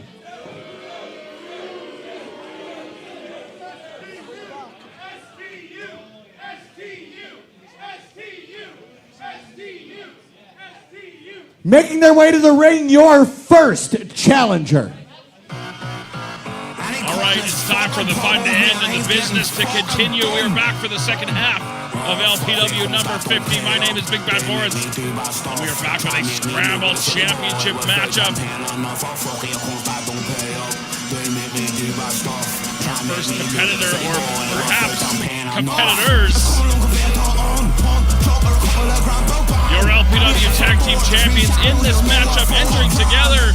Making their way to the ring, both first and second for the Scramble Championship matchup. Weighing in at nasty 9 stone and representing London's Ball So Hard University, your Love Pro Wrestling Tag Team Champions, Nasty Nate Nixon, the Bully Breed White Shirt William Taylor, the Mad Lads. Now, last night the Mad Lads had this personal cameraman with them, and I see he's back here again at LPW 50. Mad Lads successfully defending the LPW Tag Team titles last month at NAIT against Jax Wilder and the Canadian Goose Kyle Shaw, before brutally attacking Zoe Sager after her loss and the end of her LPW career. Next, your third challenger.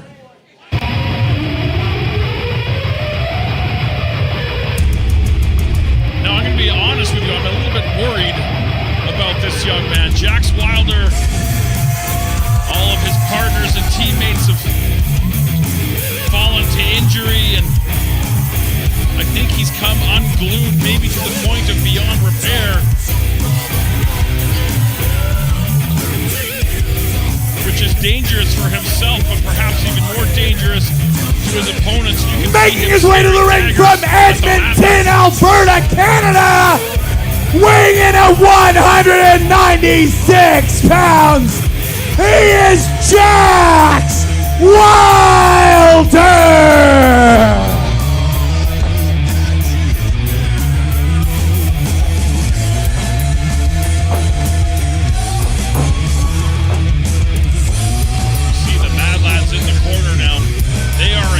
Everybody is individual in this match. Your fourth challenger.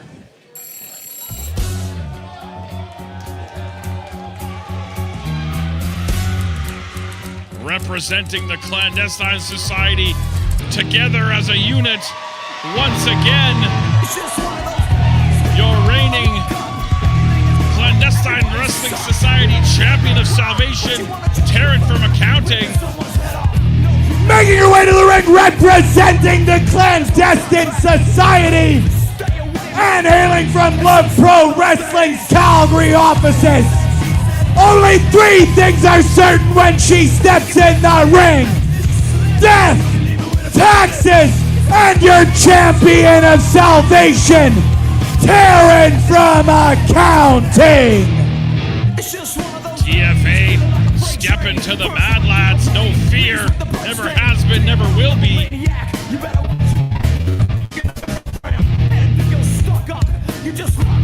And finally, your champion.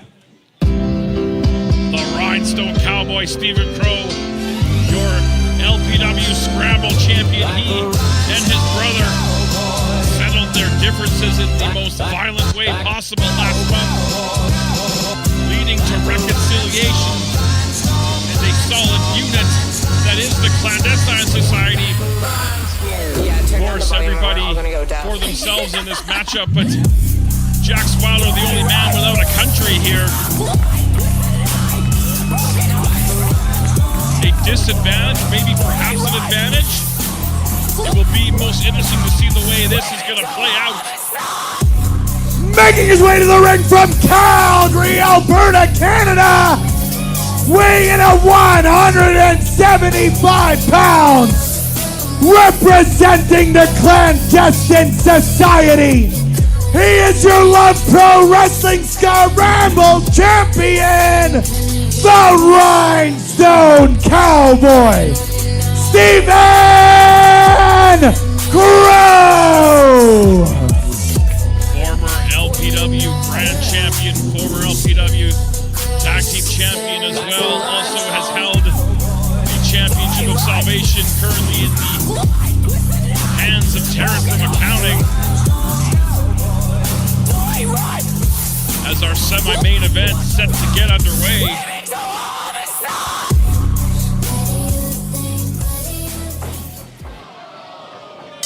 And the Mad Lads wasting no time. Jax Wilder from behind on Nixon, but his partner comes to his aid. Now he's getting a steady diet of rights. Oh, big knee.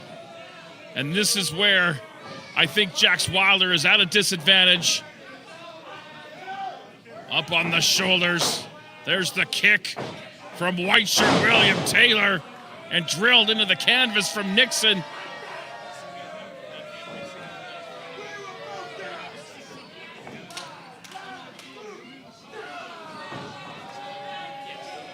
But ride or die.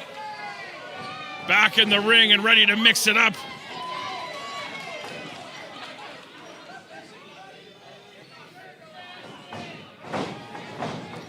Double Irish whip, but reversed. Pair of boots for the Mad Lads. Nixon dispatched to the floor. Oh, nice drop toe hold from Terran. Double knees from the Rhinestone Cowboy. And Ride or Die doing what they do best. Handle business in the ring.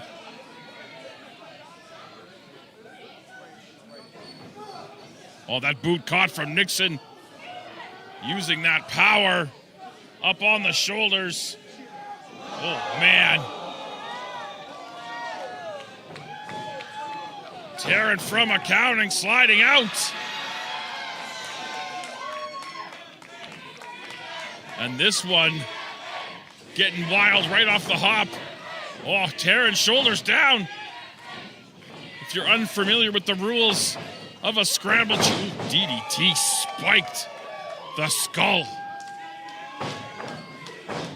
If you're unfamiliar with the rules of the Scramble Championship multi-man bout, first man to make an opponent, first competitor, I should say, to make an opponent pin or submit, walks out with the title. Northern Lights suplex, nicely done from William Taylor. There's another cover. Jax Wilder in to break it up.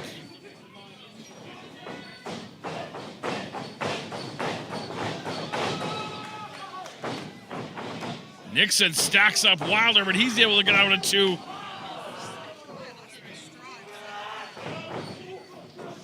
And Wilder swinging wildly. Ripcord, but able to avoid the impact. Nixon butterflies the arm, perhaps going for that buck nasty. Wilder able to spin out. Pulls the pins out from underneath Nixon. Might have hyperextended that elbow. Jax Wilder, that MMA background coming into play with all those strikes. Nice drop kick. Goes for the cover. Broken up by white shirt William Taylor. And again, the disadvantage of the numbers, very evident, not in favor of Wilder. Taylor dumped out to the floor. Oh, man. Wilder dumped out as well. Nixon dumped out by Taryn.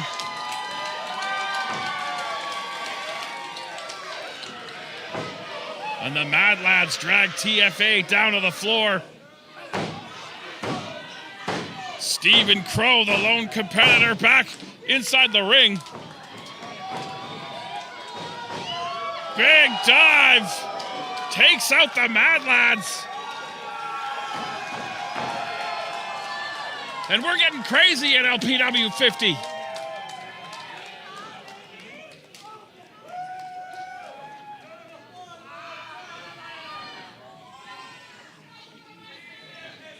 I mean, it's a scramble championship match, but it's almost like a tornado tag team match with the side of Jax Wilder.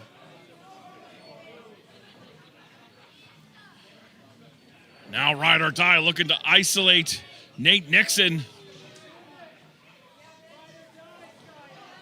Wilder sneaks in. He might want to get in on this too. You heard him last 3 months. He's wanted his pound of flesh from Nixon, but it caught the knee instead. Oh, right hand, straight right hand. And Nixon able to fight off 3 competitors. Up on that top rope.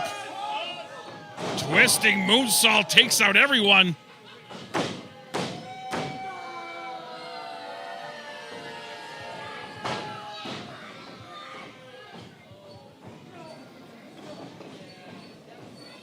Wilder in the corner at the mercy of the Mad Lads.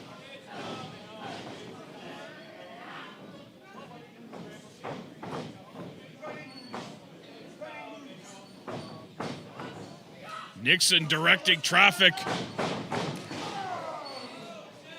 Dividing and conquering Ride or Die. Up on the shoulders. Both members just dumped by the tag team champions.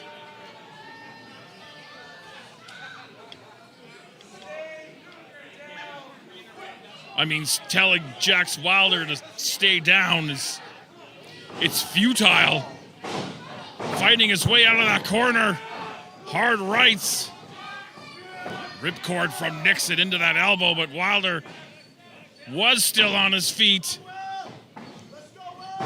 Running knee.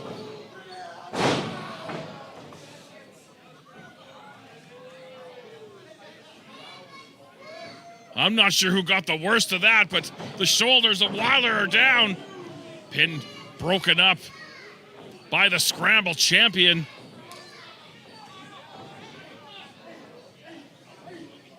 Trying to fight off both Mad Lads, but he's right in between. Looking for that super buck nasty, paintbrushed by Crow. Hurled white shirt into Nixon, took out his own partner. Wise move from the scramble champion.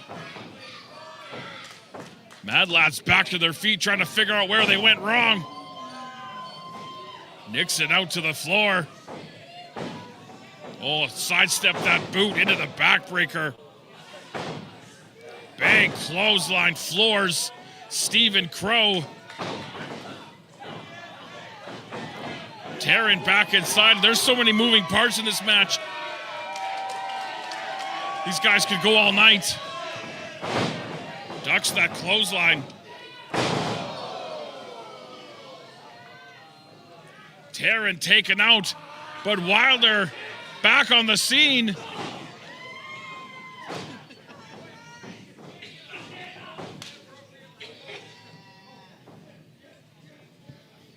The inverted fireman's carry from Taylor.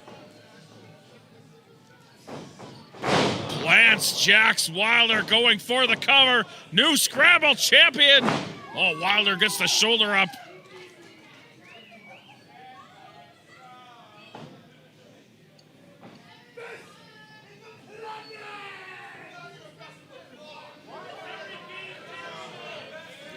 And the Mad Lads strategy currently very effective.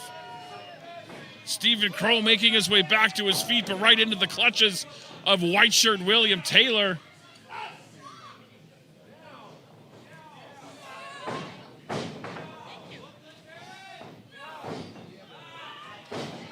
Taryn from accounting coming to the aid of Stephen Crow. They're going to double up on William Taylor. Nixon coming to the aid of his partner. And they're going to combine their efforts over Ride or Die. Fighting over that vertical suplex. Mad Lads trying to keep that center of gravity low. Wilder in on the side of Ride or Die. And the Mad Lads on the receiving end of that double vertical suplex.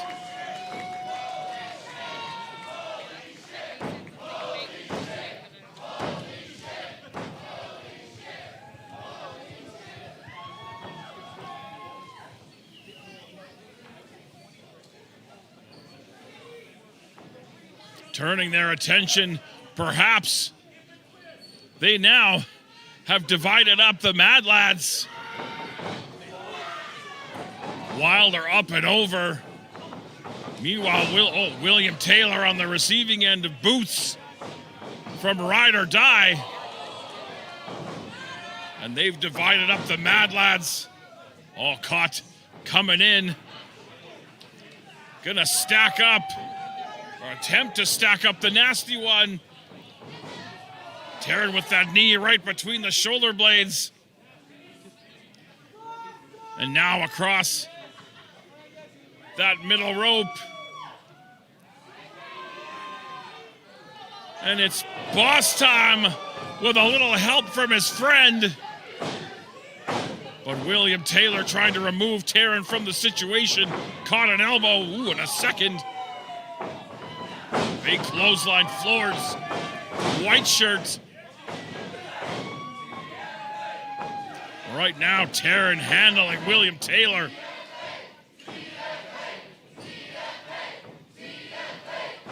Charging the ropes. Shining Wizard from Taryn from accounting.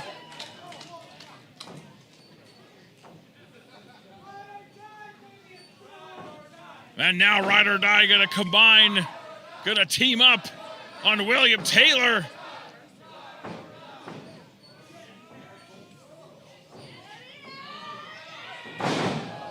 Face first into the canvas goes William Taylor. Oh, but broken up by the nasty one. In the nick of time, it looked like Crow was going to retain his title. Hard knife edge chop.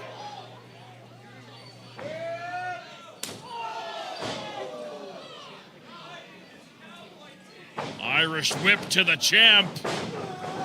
Popped him up into that elbow. That rocked his jaw. And that pissed off Taryn from accounting. The one-gun salute from Taryn. Nate looking for that buck nasty. Appears to be some blood on Nixon. I'm not sure if that's coming from the mouth or the nose or the chest. Regardless, Jax Wilder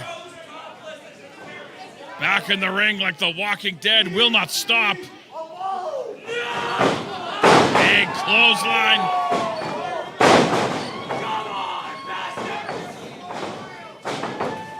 And Jax Wilder handling Nate Nixon. Oh, caught the boot coming in. Big axe kick from Wilder creates some space to work with. Blasted him in the back of the head with the enziguri, going for the cover. But again, that numbers game that does not favor Jax Wilder whatsoever.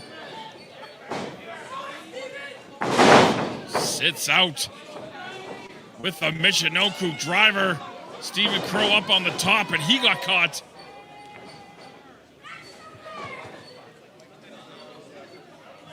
Up Onto the middle. I think he's biting him. He's biting him. Who does that?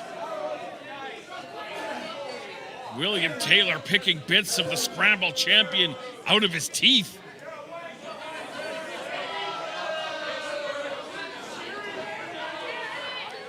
Looking for that superplex.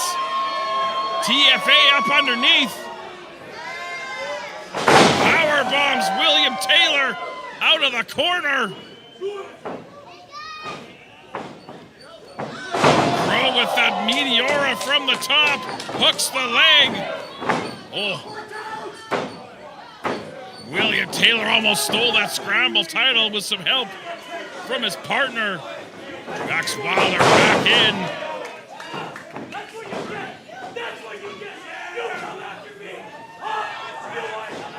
From behind, TFA rolls up Wilder.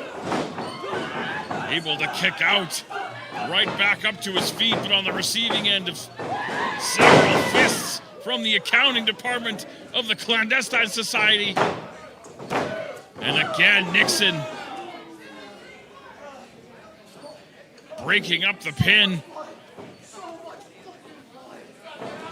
And all 5 of these competitors have left it all out in the ring in the name of being the LPW Scramble Champion. Oh, that elbow on target. That knee also. And there are bodies all over that ring. And we've still got a hell of a main event to come. Ride or die with the whip. Double clothesline.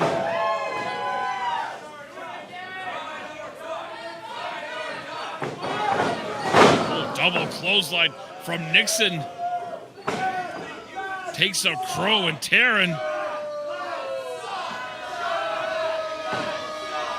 But Jax Wilder emerging from the corner. Sidesteps that running knee. Thez press and a flurry of fists. Oh. Jax Wilder is...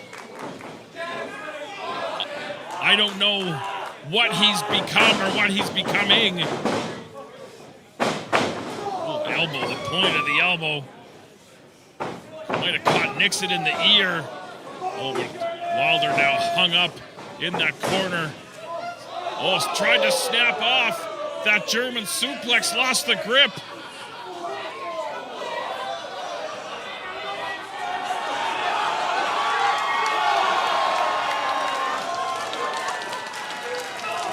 I don't know who that is.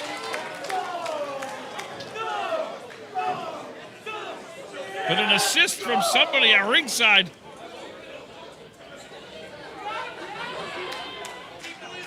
Meanwhile, back in the ring.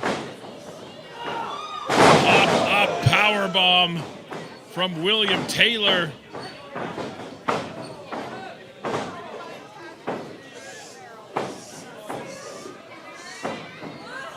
Taryn coming to the aid of Crow before he got dropped on the top of his head from William Taylor.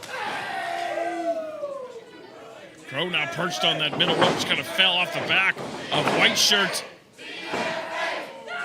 TFA trying to muscle him up for the number cruncher. Instead, scooped up onto the shoulders of Taylor. Nice arm drag from White Shirt. Kick right to the mush. Big Meteora from the Scramble champion.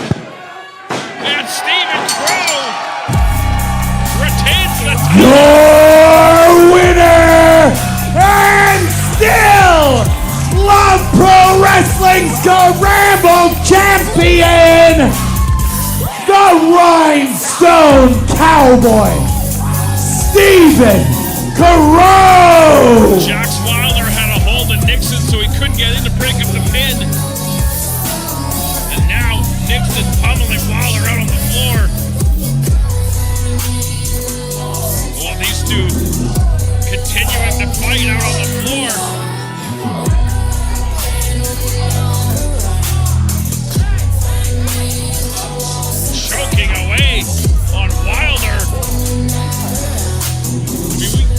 got security or somebody here to try to get... We got a main event to get to.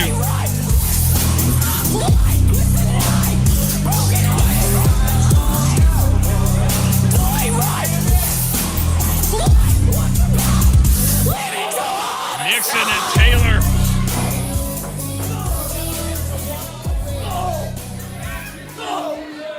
Jack Wilder and Nixon continuing to battle it out on the floor.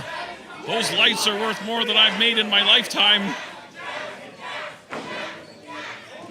Stuart Garvey trying to get some order here.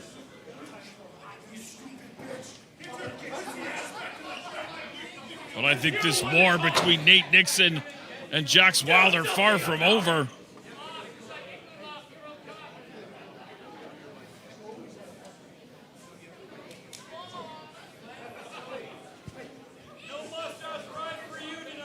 But the result in the record books will show Stephen Crow retains the LPW Scramble Championship.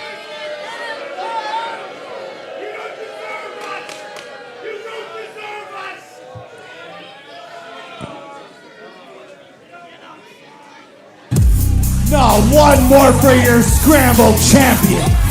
One more for your Scramble champion.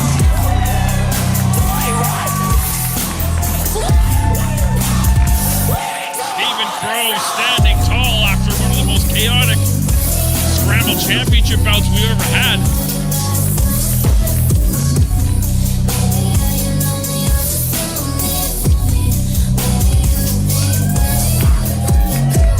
Go down to Spencer Love in the ring for the introductions of our main event. Man, one more for TFA.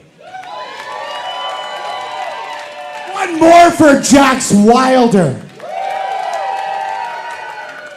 Am I being too bold to ask one more for the Mad Lads?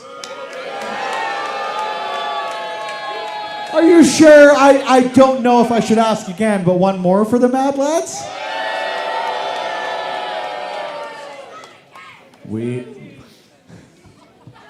Honestly, give him a hell yeah. I've been a pro wrestling fan in Alberta, Canada, and especially Edmonton, Alberta, Canada, for the better part of 15 years, and I've got a good grasp on a crowd. I'd like to think you guys like me, right? But if I ever have to give this spot up, it's all yours, brother, because you say some of the stuff that I would never, ever have thought of, and you make me laugh literally monthly. So well done. Have you guys had some fun here on the south side of Edmonton, Alberta, Canada, tonight? Have you enjoyed Mr. Love's Wild Ride? We've got one more match for you guys tonight, and a match that is... Man, I don't hyperbolize. I don't lie to you guys. I just always want to put on the best pro wrestling matches that we can here in Edmonton, Alberta, Canada. And we've got two staples of this province. We've got two individuals who have been all around this country. Y'all are T.Y. Jackson fans. I can assume I'm right there, right? You're seeing him in British Columbia, Ontario, anywhere in the meantime, in the in-between time. And guys, do I really have to sell you on Michael Richard Blaze? One of the most decorated professional wrestlers in this country's history. One of the individuals who has claimed most of the championships we've got here in Love Pro Wrestling. One of the guys in Canadian professional wrestling. Well, there's your fucking main event. So we'll talk in a little bit. But thank y'all for supporting Love Pro Wrestling. We're going to do what we do better than anybody right here, right now. The following contest is your main event! Scheduled for one fall! And for the Love Pro Wrestling Grand Championship!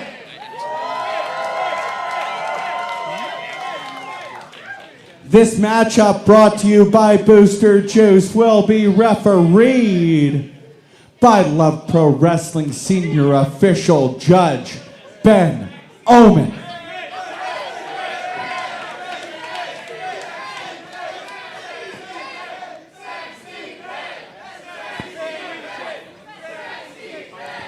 Making their way to the ring first, your challenger. God's gift to wrestling, Michael Richard Blaze has appeared to put the issues with his brother in the rearview mirror, and now, as a united front, accompanied to the ring by the rest of the clandestine society, he is ready to move forward and attempt to recapture the LPW Grand Championship after earning this championship match. We haven't seen the three of them embrace in quite a long time. This means this is a newly focused and newly more determined God's gift to wrestling.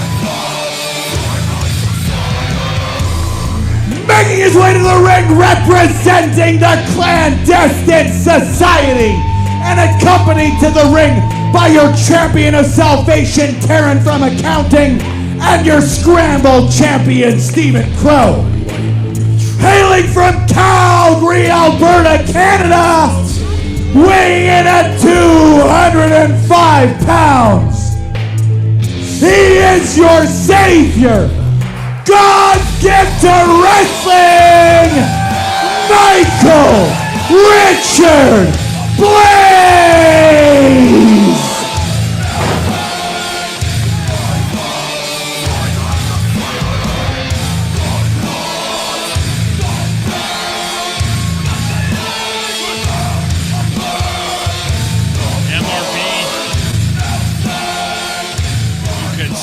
Focused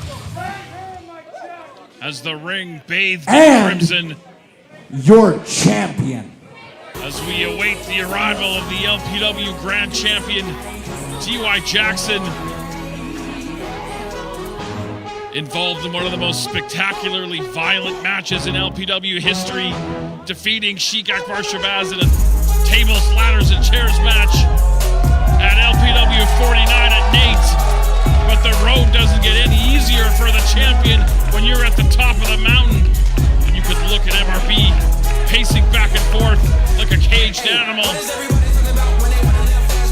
We all know the story of what T.Y. Jackson had to go through to earn that championship. Making his way to the ring from Toronto, Ontario, Canada, weighing in at 205 pounds. He is your Love Pro Wrestling Grand Champion, T.Y. Jackson!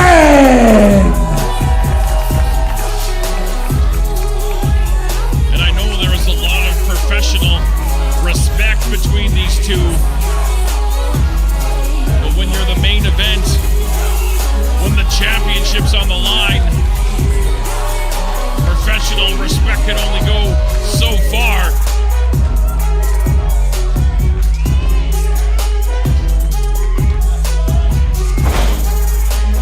We started off tonight with a bang with the incredibly chaotic Lumberjack match between Larry Woods and Rich King.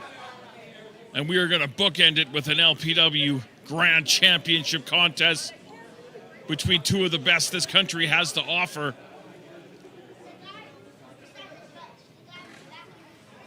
See the three fingers. MRB holding in the air, looking for his third reign as LPW Grand Champion.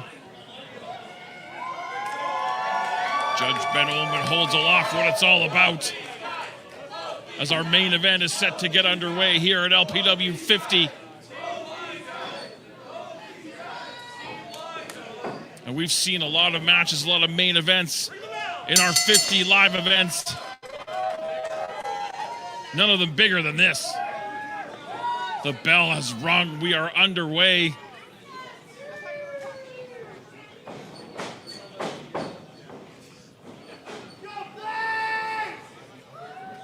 And you wonder physically how the two of these competitors are feeling after what we saw at LPW 49 as well. Both of these competitors were in action last night at CWS 38. T.Y. Jackson defeating Sean Staley, and MRB along with his clandestine society cohorts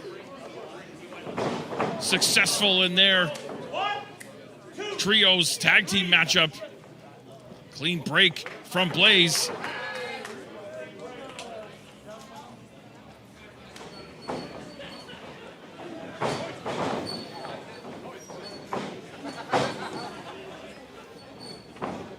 And we know these two are both incredibly agile, incredibly athletic, but I believe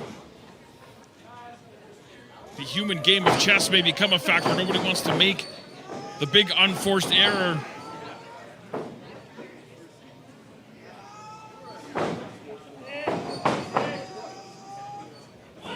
T.Y. Jackson trying to get the leverage to force Blaze down to get those shoulders on the canvas. MRB with the bridge, tremendous strength in that neck. Able to get back vertical.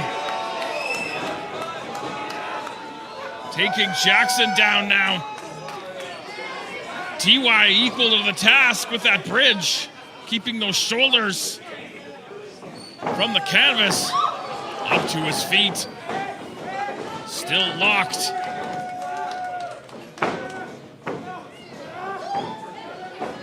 Jackson using that leverage. Blaze able to get one free into that top wrist lock. Takes TY down to one knee. And I think these two feeling out each other early on. Jackson back vertical. Into that arm drag, but Blaze slides right out into the hammerlock. TY into the seated position.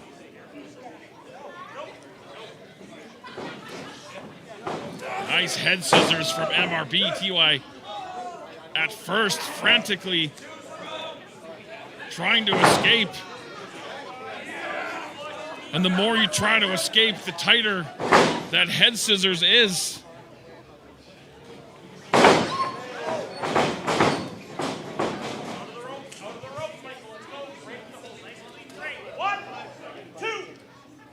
Looking for another clean break from Blaze.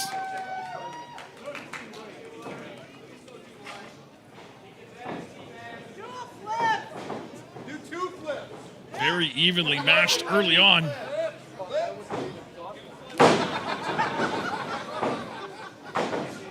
Blaze snatching that side headlock. TY attempting to take the top wrist lock, but Blaze temporarily able to maintain the grip. Now he takes the top wrist lock and takes MRB down to a knee.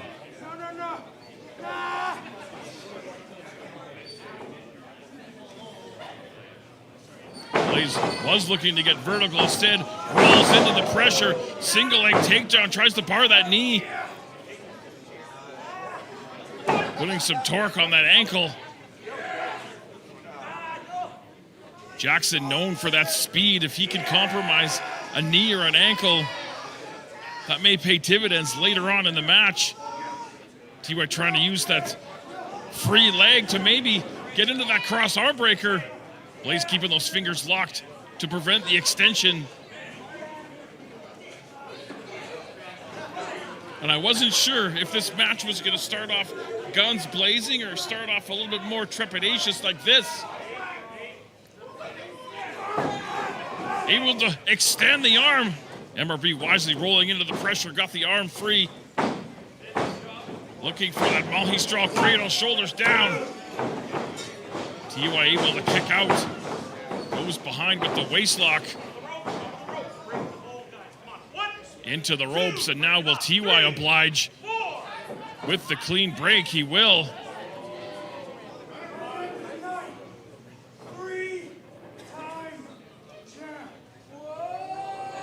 Blaze calling his shot early.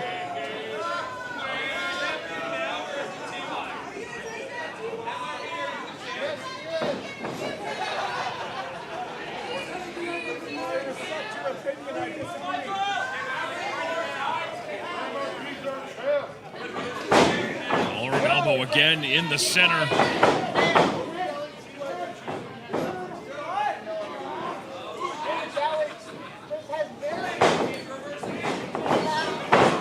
TUI with control of that arm, but again, Blaze rolling into the pressure, single leg takedown. Beautiful spinning toe hold. TUI with the shoulders down.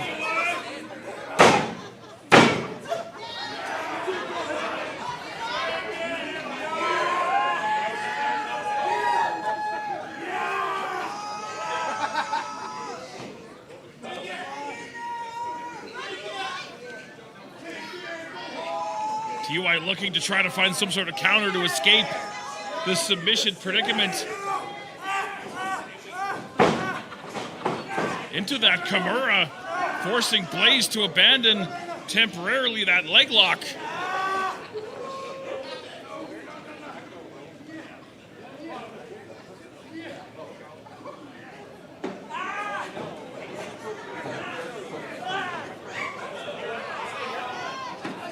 Blaze with that stretch muffler, trying to pop that knee of Jackson.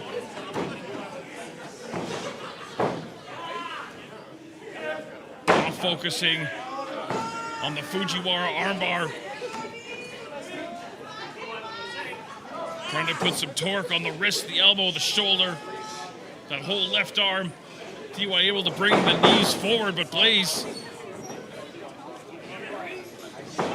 able to shift the weight into a momentarily pinning predicament. Easy for me to say. 2, 3.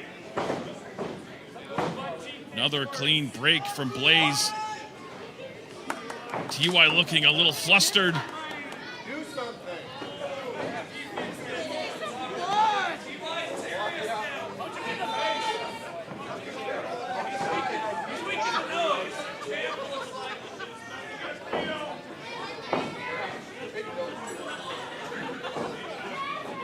Blaze looking like he's got something in mind, trying to interlock the fingers, but again, into the collar and elbow, and Blaze takes control.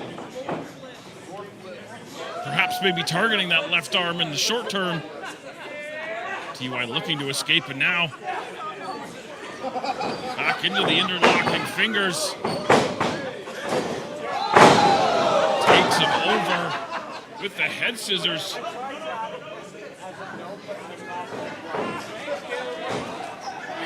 And now taking control of that arm. You can see him twisting the torque on that wrist. Judge Ben Owen in position to see. Blaze wants to give it up. MRB rolling inside, but TUI still has control of that arm. Blaze back up to his feet, trying to get to the ropes, but TUI preventing that from happening. MRB again using that athleticism. Escapes the clutches of the LPW Grand Champion.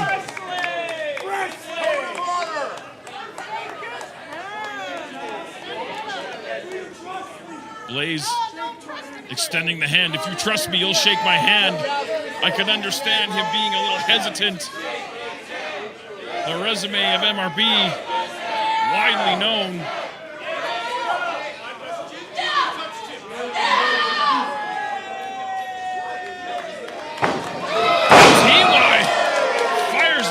Forearm.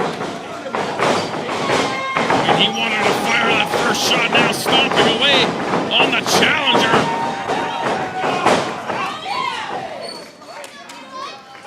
Having to be physically restrained by the referee.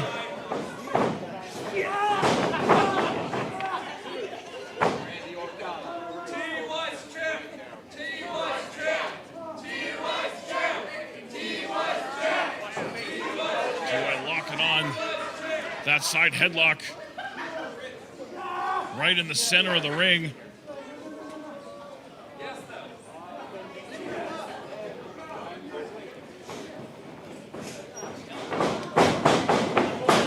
Got a hold of that waistband. Now Blaze shoved off into the ropes. Frog from TUI. Wrist control. T.Y. again showing off that athleticism, sidesteps. Blaze with that beautiful moonsault landing on his feet, but T.Y. up to the task. And now Jackson extending the hand.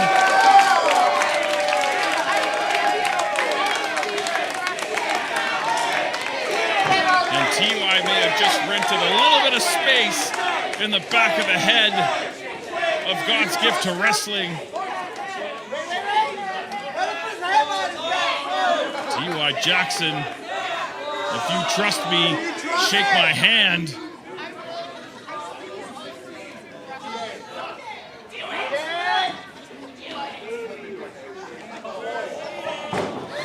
He fires in that forearm.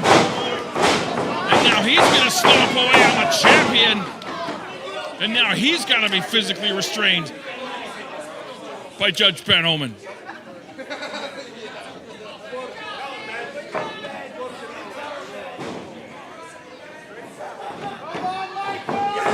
And this has been a very interesting,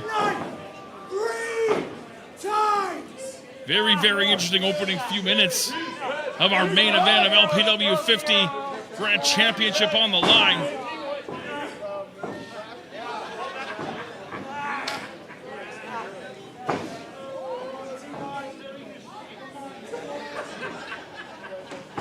T.Y. able to get back up vertical still in that headlock, trying to counter. Got a hold of that waistband. Oh, Blaze caught him. T.Y. held onto that top rope, ducked that clothesline. Beautiful, snaps off the Rana. Blaze into the corner.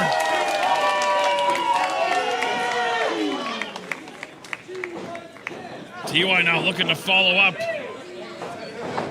Fires Blaze off, up and over. MRB building up speed, and he hits that head scissors of his own. Both competitors go for the clothesline. I mean, incredibly evenly matched, you can see it.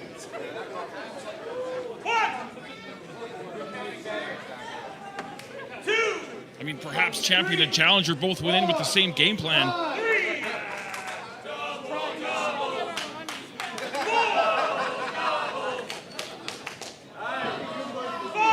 And Owen administering that 10 count.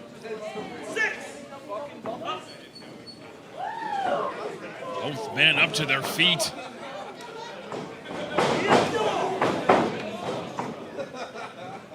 And now like just two bulls charging at each other in the center of the ring.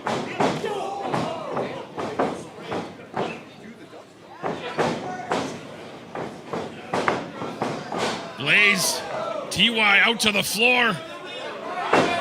MRB charging the ropes. Looks like he was going to go for that dive. MRB up and over. T.Y. over the top, down to the floor. MRB low bridged him.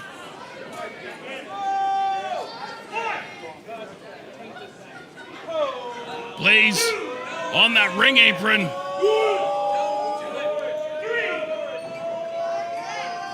Looking for that Asai Musa. Oh, Blaze. Oh, man. Blaze just took a very awkward fall down to the floor.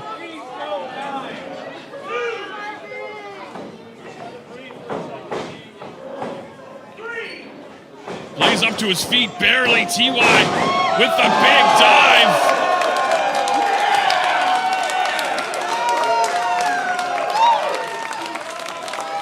I mean, Blaze barely got to his feet. You could see, I think the knee, maybe the ankle, something. Went for that acai moonsault, but lost his footing on the ropes, and he took an awkward spill before that dive.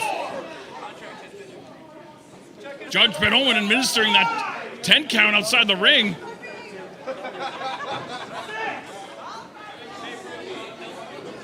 Blaze trying to get to his feet. I mean, I think we might have to get somebody to go out there and check on him, because Blaze can't get vertical.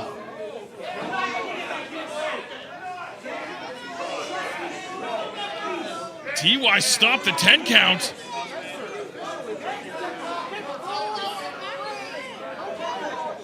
TY doesn't want to win by count out. Hang on a second. Judge Ben Oman just decreed no count outs. I mean, checking on the condition of Blaze's knee, but TY not having it. Hurls Blaze back inside the ring, but yeah, he's in a bad way. This is not good. Inside cradle.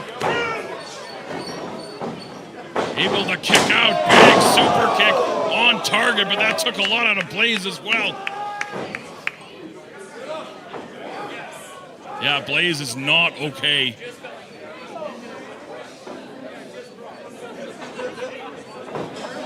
I mean, you know he's not going to quit. He's trying to... I'm not sure if that knee's popped out or what's going on there, but he's going to give it a go. And so much of Blaze's offense comes from those legs. Those kicks and a lot of the high flying, it's all from the legs and the knees. Oh, grab the hold of that leg, dragon screw. And that might have just torn that knee apart. And now TY smelling blood in the water and again having to be restrained by the referee. Ben Oman taking a look at that knee, but MRP, he wants to go. I don't know how wise that is, but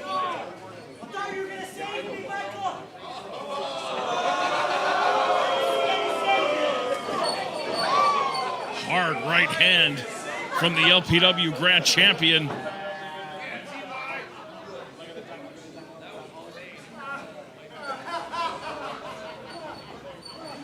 Blaze back up to his feet. TY gonna pop him up onto that top turnbuckle.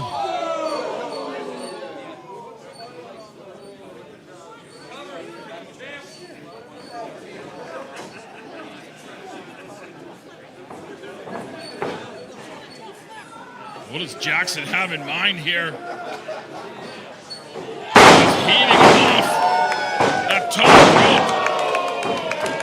rope. Boot right to the face, shoulders down. Blaze immediately got the shoulder up, but Jackson firmly in the driver's seat. As Blaze again testing the dexterity of that knee.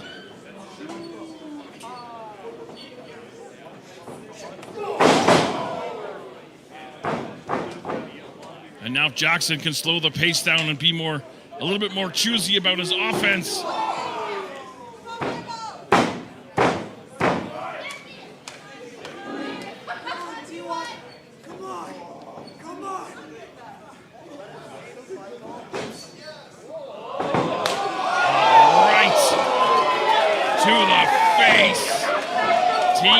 Jackson.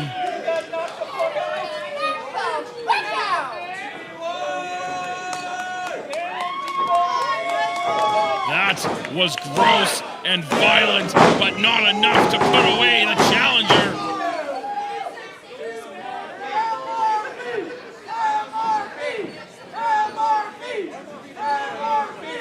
Blaze up to his feet, but into the clutches.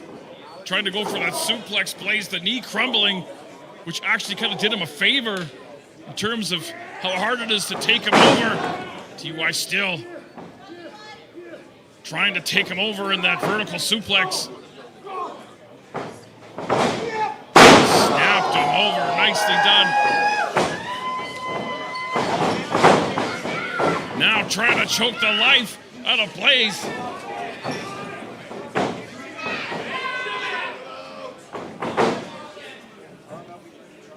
Ben Oman in position to check on the condition of MRB.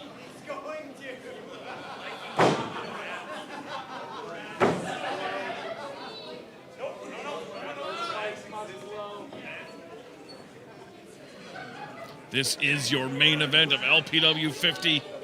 TY Jackson defending the LPW Grand Champion. against the #1 contender, Michael Richard Blaze, MRB, trying to get the lower body to that bottom rope to get out of this vice-like chin lock, so close. Brings the knees forward, and he's gonna maybe try to get vertical. Able to do so, to fire in an elbow. Able to break the grip of the champ.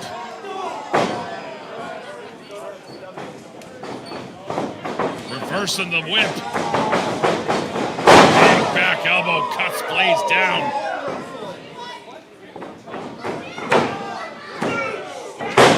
Blaze able to kick out, but T.Y. Jackson showing that fortitude that led him to his first LPW Grand Championship.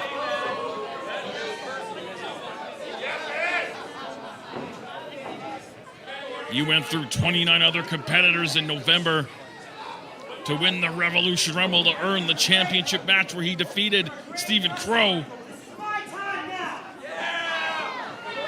And you heard T.Y. saying this is his time now. He's at top of the mountain.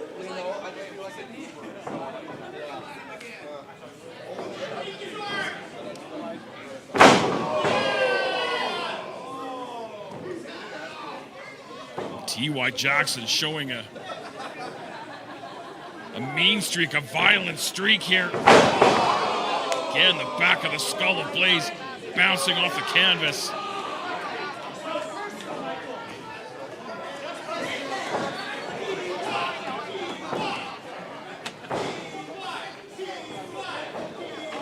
And now Jackson looking to go high risk.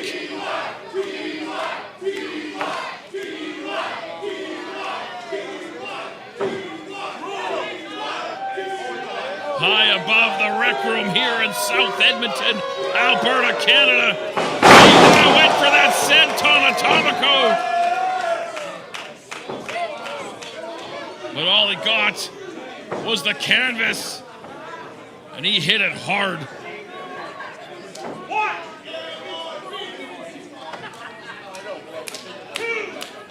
You can see Blaze again checking on that knee, trying to get the blood flow, trying to check on the status of that obviously injured left knee. Van Omen at 6.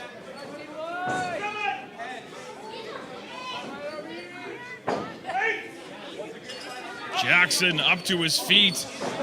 Blaze as well.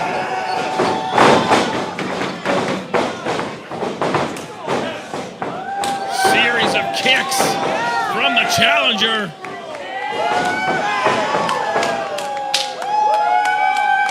Sending T.Y. into the corner.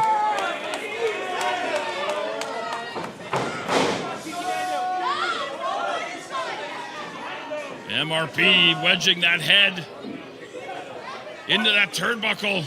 And you know what comes next. Hard kick right to the face of the LPW Grand Champion.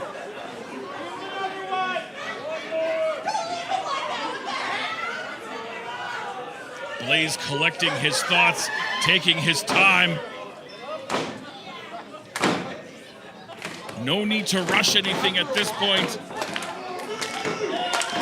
Back up to his feet. You can see the obvious limp, but Blaze confidence growing. Looking to enter his third reign as LPW Grand Champion. Another kick to the face of T.Y. Jackson.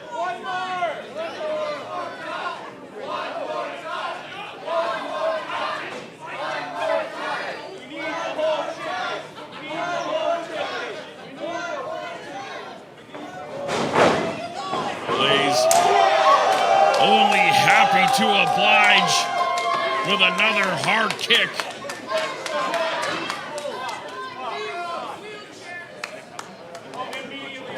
Up into that inverted fireman's carry position. Shaking out that knee.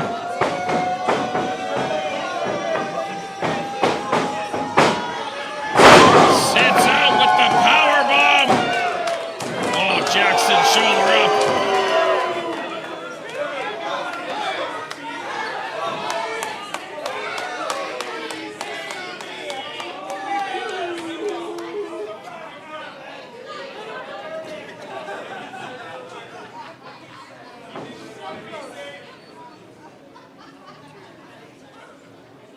MRB thought that was going to be enough to get it done. Back to the drawing board. You could literally see the wheels turning in his head.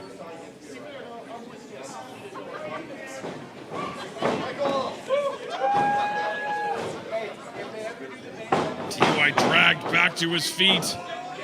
Blaze looking for that final consecration. Oh, T.Y. spins out. Ripcord into that kick.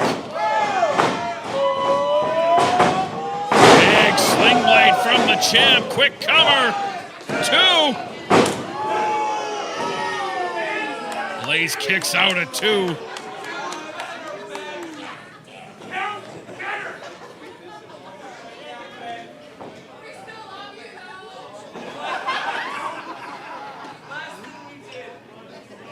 Big explosion of offense from the champion.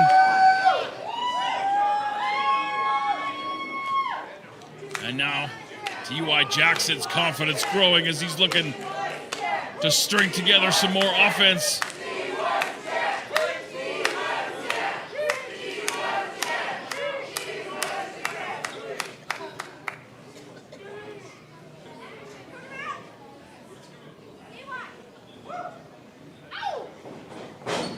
T.Y. charging the ropes. Oh, got caught by Blaze up onto the shoulder. Finley roll. Blaze up to that top rope as fast as that knee is allowed to take him.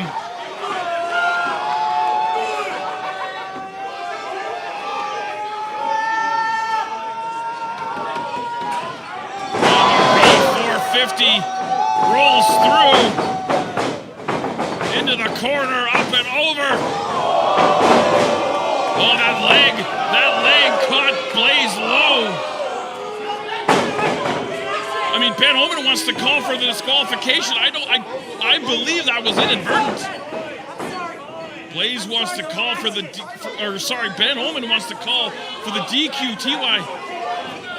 pleading his case. I mean, it was a low blow, inadvertent.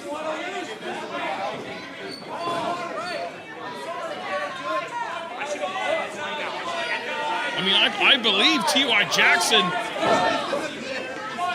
Yeah, Blaze saying no. Don't you call that disqualification.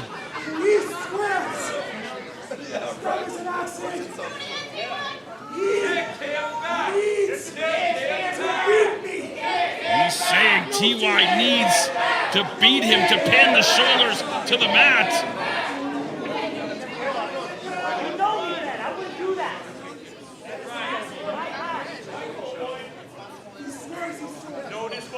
Going forward. All right. I mean, Judge Ben Omen, senior referee, we've got rid of the countouts. No disqualification going forward. All bets are off. Blaze rolls him up, almost stole it. That kick on target. That kick on target. And we got a whole new ball game here in our main event. Blaze again, butterflies the arms, looking for that final consecration. T.Y. lands on his feet, trying to muscle. Oh! Styles clash from the champion to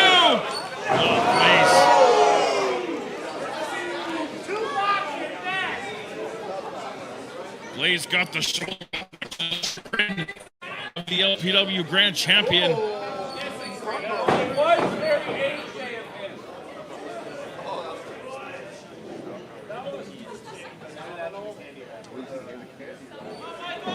These two men leaving it all in the ring in the name of being the LPW Grand Champion, the top prize.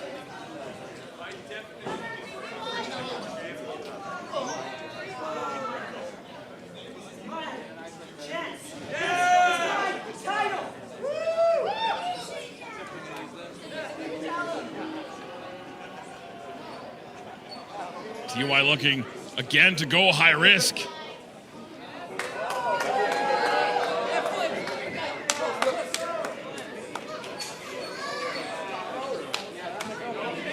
TY up to the top. Could be looking for that senton atomical again. Oh, Blaze. Got that boot. Hit that running knee strike.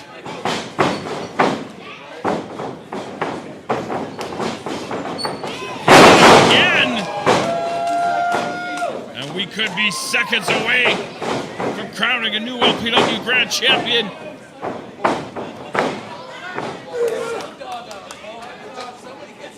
Jackson dropped up on that top rope. Neckbreaker from Blaze. MRP. Crossing the ring. TY hung out to dry on that top rope.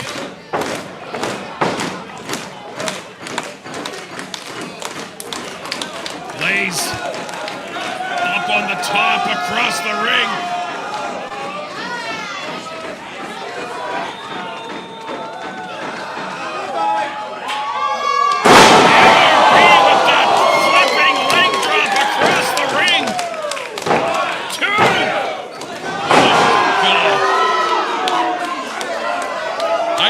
Blaze's knee was going to be able to hold up for him to make it across.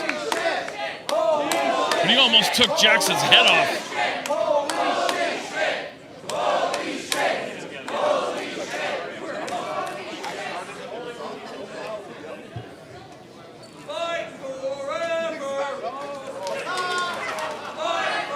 A match worthy of being the main event of our 50th Pro Wrestling Live event.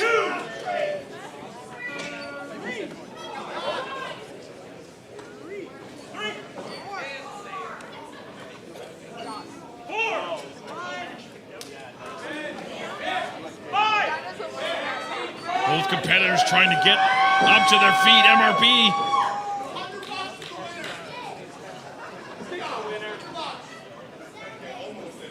And look at Jackson.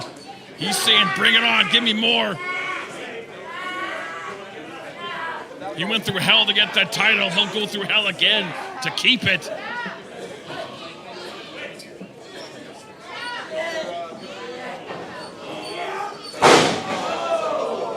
I mean, MRP basically standing on the throat of TY Jackson, but we now have no disqualifications, so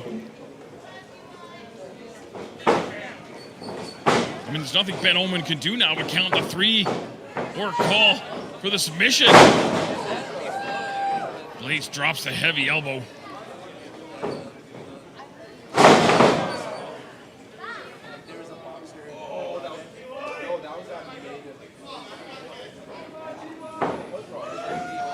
Again, you still see Blaze shaking out that knee as he continues to dish out pain to the LPW Grand Champion. Lateral press.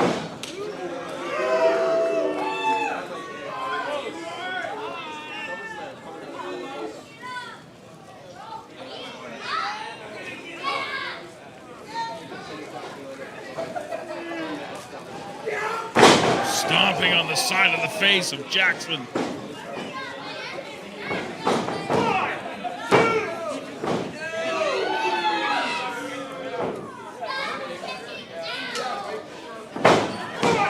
Trying to force the shoulders down. TY having to power out to keep his shoulder off the canvas for the 3 count.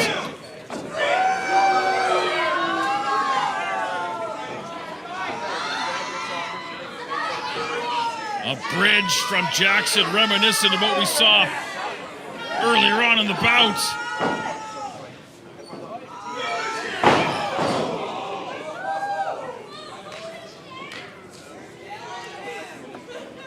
And now Blaze controlling the pace, controlling the action.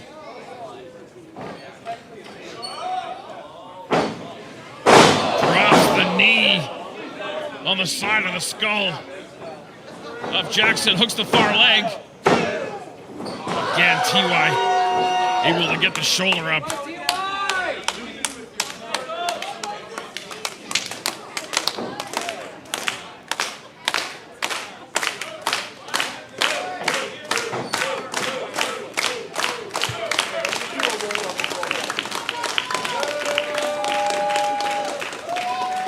MRB pacing, considering the next offense. TY fighting up from underneath.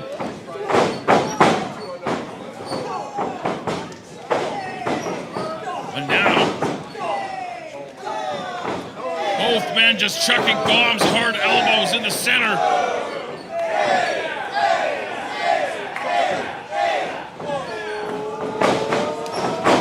First in the whip. Big spinebuster from Blaze and drops that hammer elbow.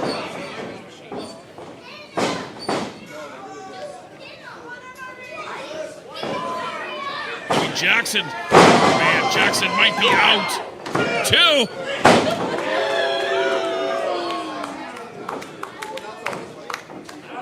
TY still with the wherewithal to get the shoulder up.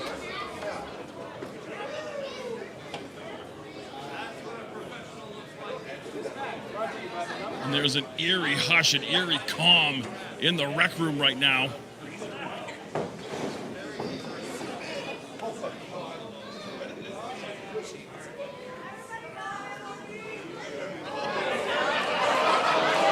MRB directing traffic. Again, no count out, no disqualification.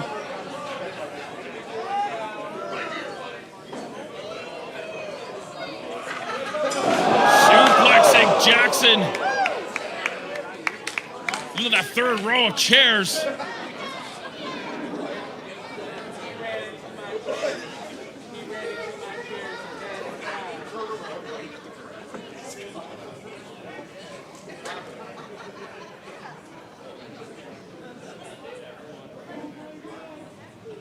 MRB looking to follow up. And yeah, there is a very eerie, calm feeling.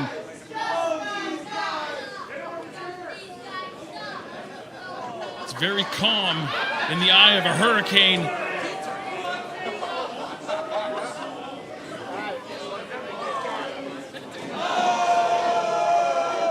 Bouncing the skull of Jackson off that chair.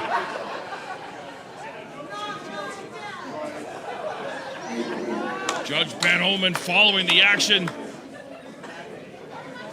Blaze dragging the carcass of T.Y. Jackson around the floor of the rec room.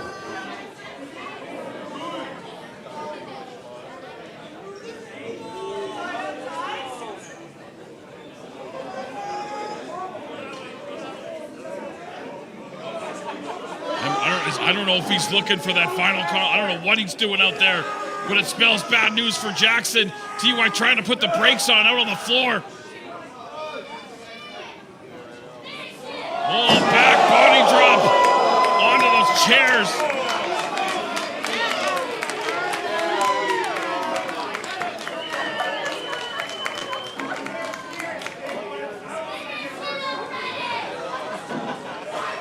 I mean, this is an absolute war.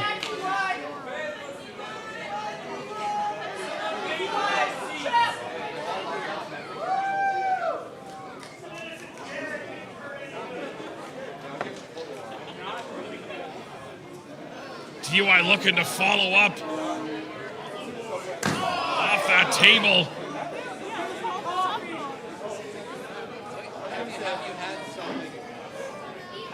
Countouts were lifted earlier on after MRB took a hellacious fall and injured that knee.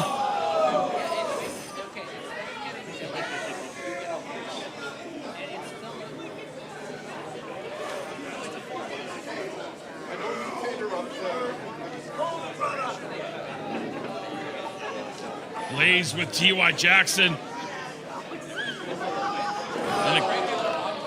Again, careening his head off of that table out on the floor.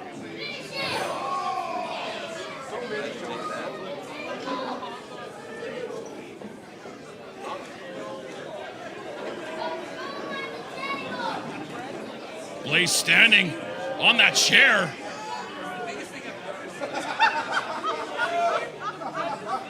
Just with some extra torque to drive TY into that table.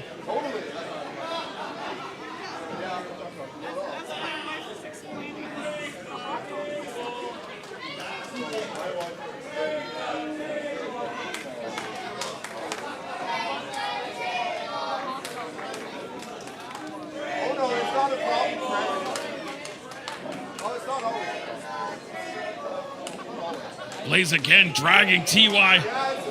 Now back inside the ring.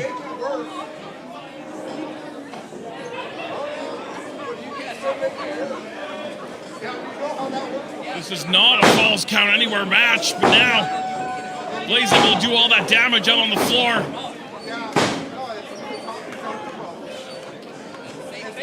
Looking to put an end to the title reign of T.Y. Jackson after everything he went through to earn that championship in the first place. Put everything he had. Whipping T.Y. into that turnbuckle.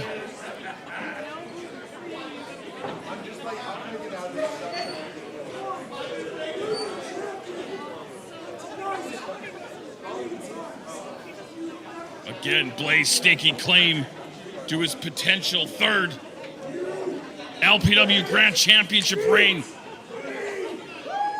Yes, he can! What they do for you! Save him already. Those words ringing in the ears of T.Y. Jackson. And you have to wonder if T.Y. might be starting to believe it.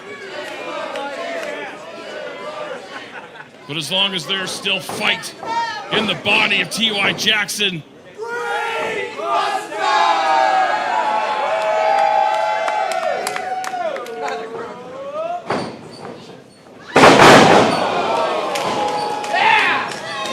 with the brainbuster on the knee. T.Y. kicked out.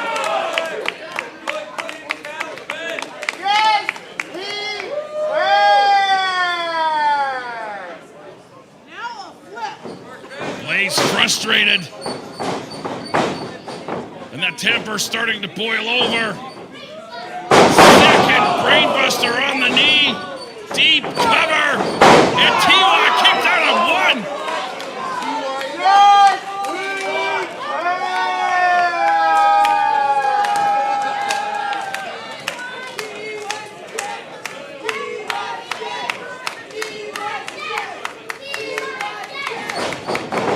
Charging it, hit that high knee.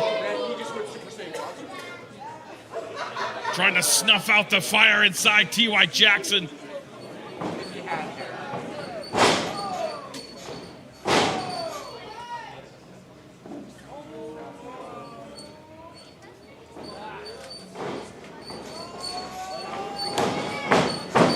T.Y. reverses the whip. Blaze up and over. Rolling through. Z-kick from Jackson. And that might have hit the off switch on Blaze. And Omen checking on MRB.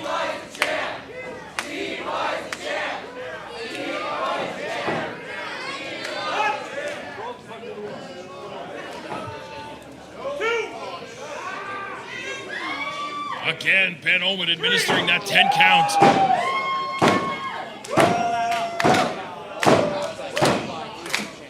I mean, how much can be left in the gas tank of either one of these guys?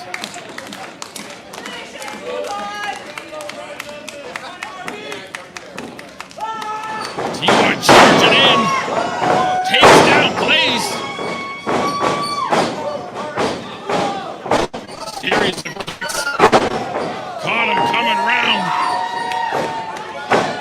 Blaze staggered. Perhaps T.Y. looking for that kill shot. Charging the corner. Man. Hard forearm.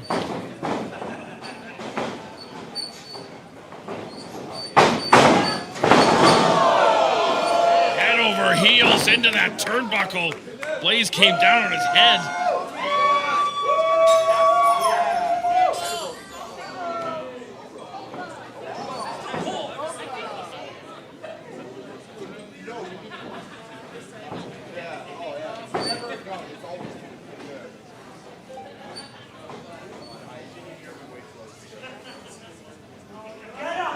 Blaze trying to get to his feet. T.Y.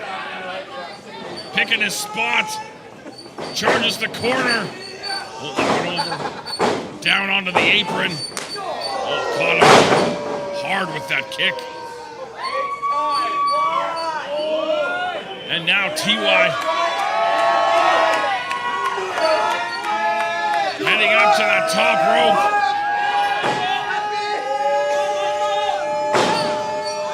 Blaze out onto that stage area. He's been able to avoid that senton atomico numerous times in this matchup.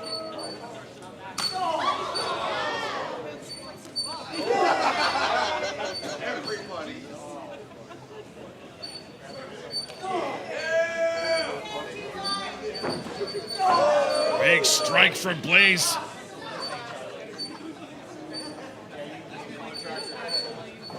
Following T.Y. up that corner. Very dangerous situation for both.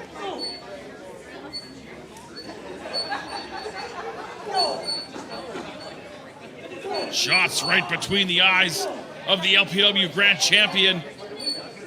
Oh, man.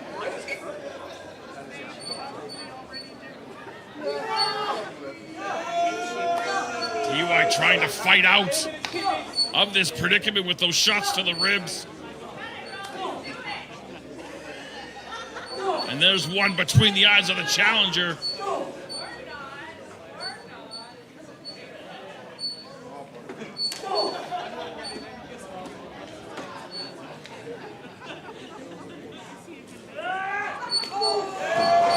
Lays down onto the apron. T.Y. avoiding potential disaster. Now up on that top rope. Hit that eclipse. Hung Blaze out over that top rope.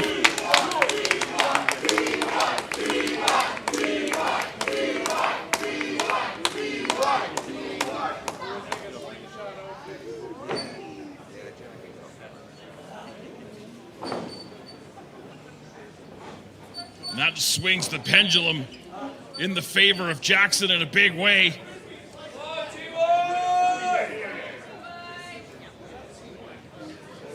Again, no countouts, so they could spend as much time out there as they like. Back inside the ring goes the challenger. Oh, over the top, both down. Blaze got that hand caught in between the ropes. And this is just a war of attrition now. It's so cliche, but it's who could reach down the deepest, who wants it more.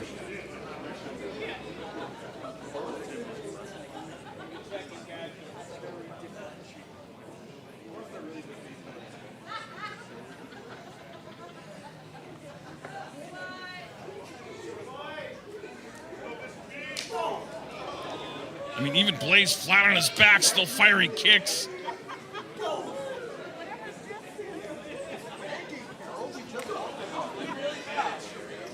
Both competitors back to their feet. Oh, man, that kick.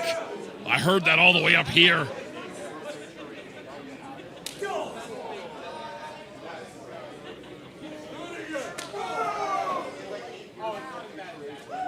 T.Y. wisely targeting that knee. Back to plan A, potentially. Blaze trying to get back vertical again.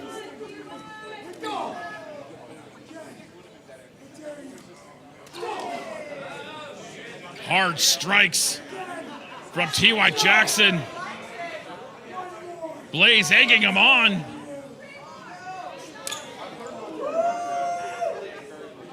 Oh, Enziguri to the back of the skull.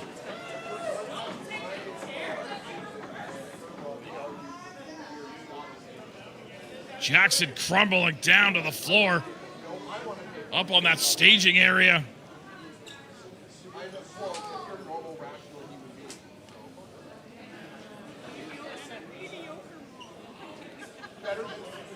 Oh, I thought Blaze was going to hurl Jackson in the ring. He might.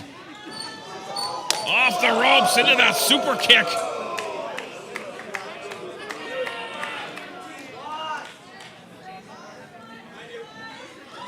But Blaze still up, still fighting, and another kick right underneath the chin.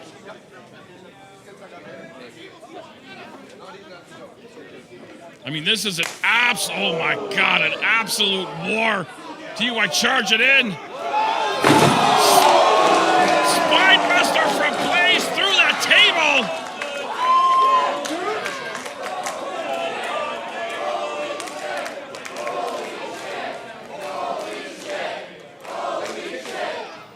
Judge Ben Omen checking.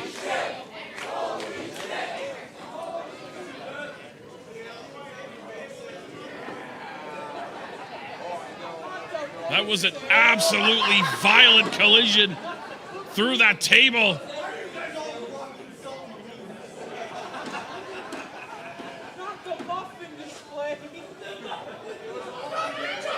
I think Judge Ben Omen's calling for some help here. I think we might have an injury. Yeah, Ben just went behind the curtain area. Yeah, this is all bad. Yeah, we have St. John Ambulance on hand at all of our live events for something that we never hope we ever have to use them for. And this isn't how we want to see. This isn't how we want to see this match. Oh man, Blaze. Yeah, it's TY. TY, they're going to take a look at here.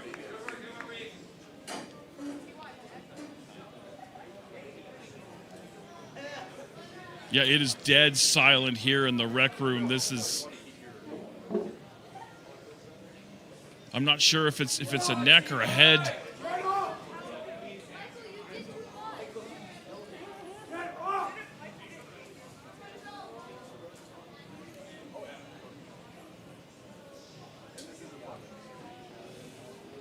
Yeah, this is all bad.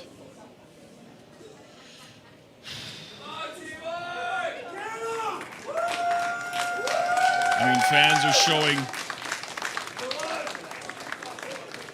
are showing respect to TY, and we appreciate that.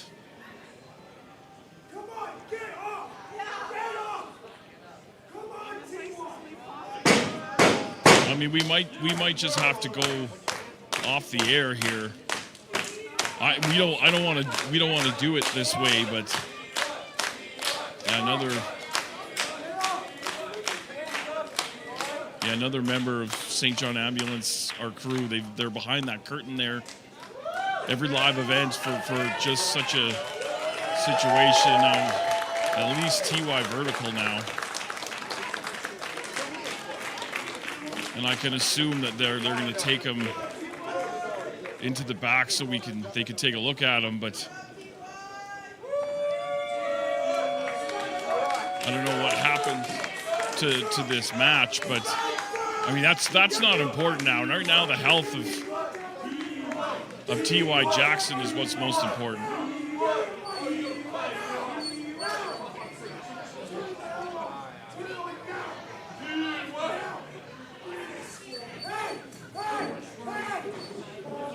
Hey! TY! Hey! I watched you go through literal hell and NAIT in a tables, ladders, and chairs match. I watched you get your ass knocked out and keep going. TY, don't disprove everything that you are. Prove what you are, because guess what? You still haven't beat me, and if you go to the back right now, you never will, because you can't beat me. I mean, come on, that's not what this is about. Oh, come on, don't let him back in. Don't. All right.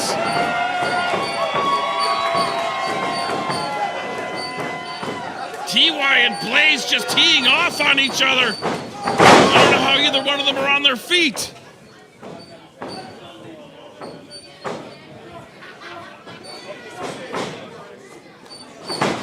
Oh, Blaze ran right into that kick at top speed.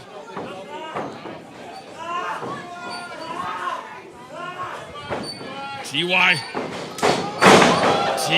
right into that kick at top speed.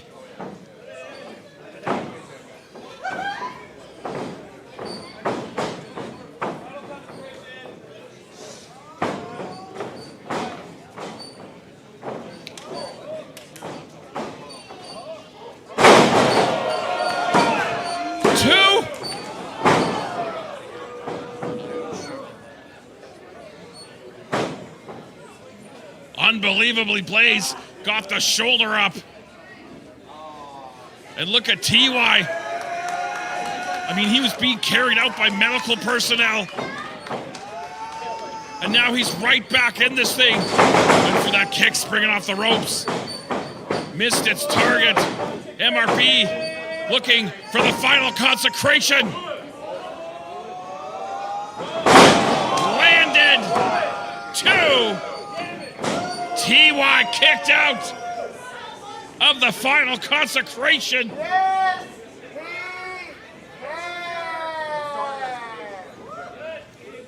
That's unheard of.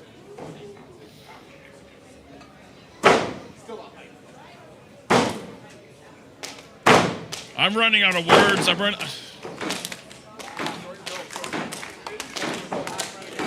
This is too much. Blaze with Jackson in the corner.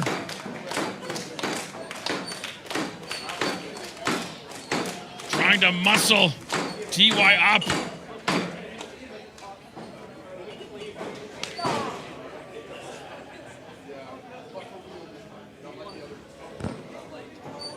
Blaze outside, gonna follow him up.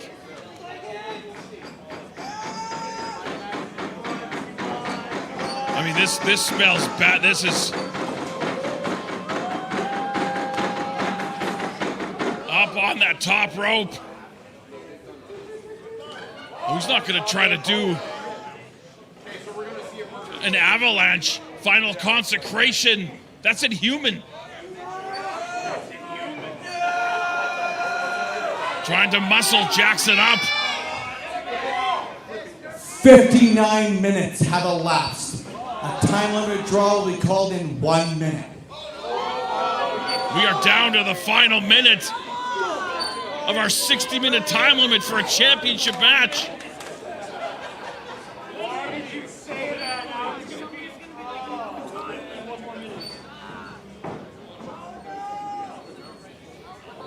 T.Y. now trying to get both feet up on that top rope. Oh, man.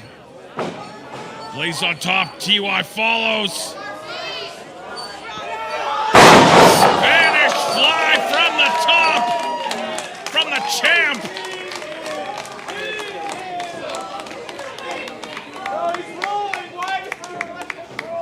Blaze wisely rolling out to the floor, or perhaps just by luck.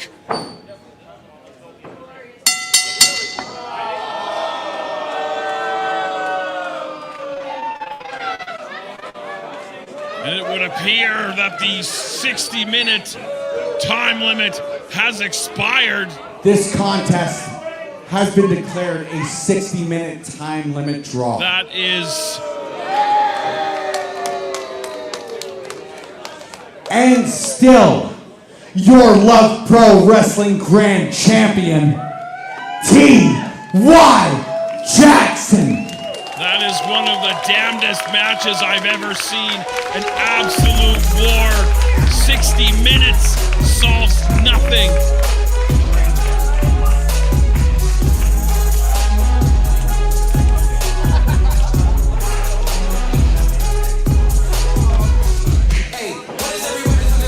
T.Y. Jackson will remain your LPW Grand Champion.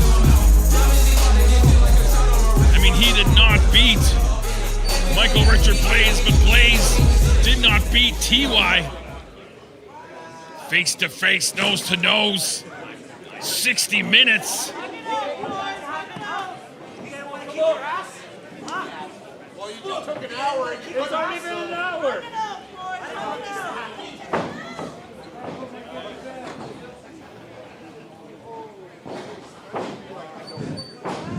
You still didn't beat me.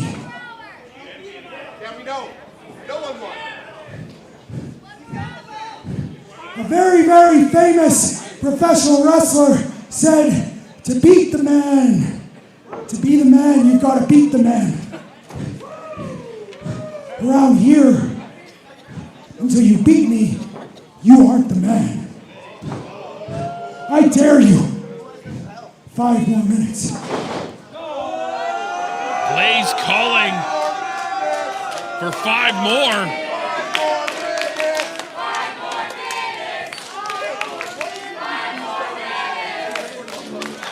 I mean, I'm not sure whose call that is to make. Head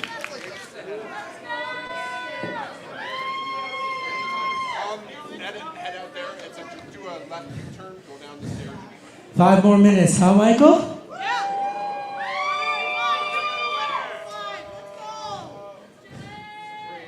I want 5 more minutes, Spencer. I want 5 more minutes. Blaze wants 5 more minutes. TY wants 5 more minutes. Ring the bell for 5 more minutes.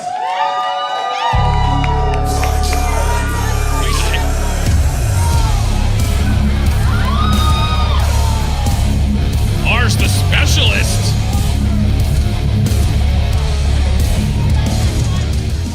What is this all about? So, first of all, ladies and gentlemen, give it up for these 2 warriors.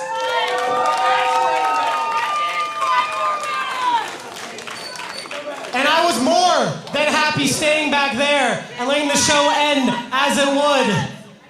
But something feels off about this. I can't have it happen this way.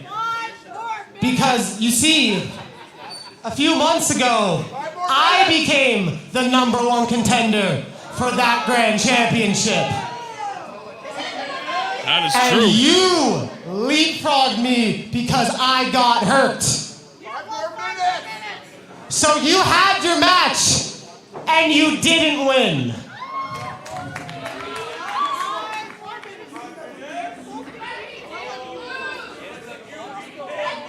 So with all due respect, Michael, your time's up. You lost your chance. You gotta go back into the lineup because now it's time for next month. My shot, Mars the Specialist versus T.Y. Jackson.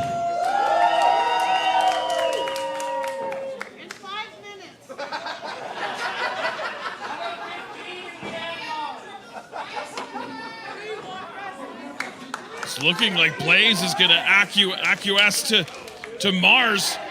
Parting shot. So what do you to say, TY. Spencer?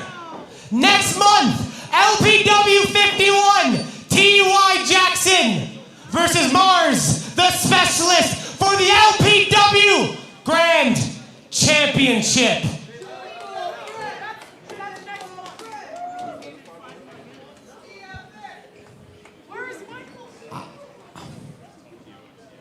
I think it's a great idea, Mars. I think it's a fantastic idea, Mars.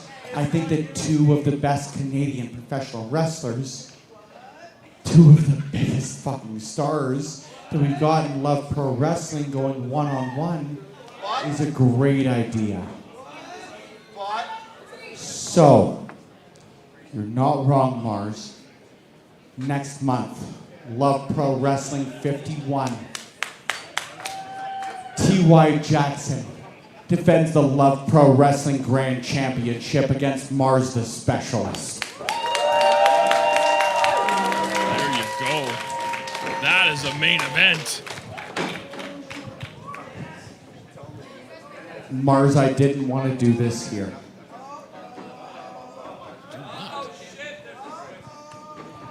We're very grateful to our partners at the Rec Room for a lot of reasons. And we wanted to talk about this in the back. But I got sent some footage from the rec room. Ken, please play the tape.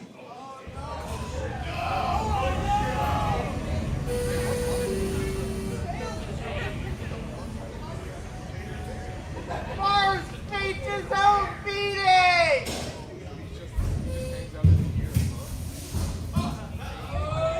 What is going on?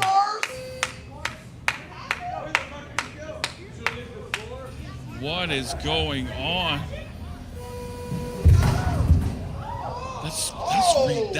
That's where Reed. Oh, it was Mars.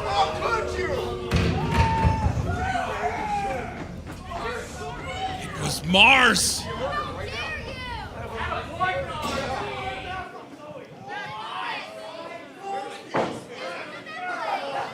Look at him. Look at him.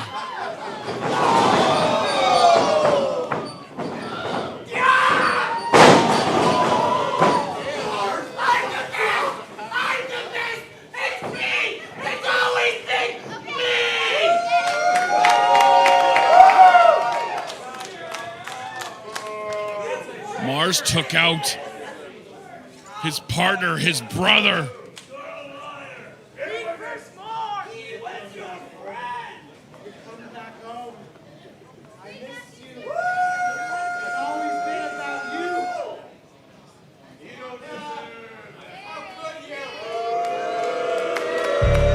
For everyone involved in Love Pro Wrestling, my name is Big Bad Boris. Good night, everybody.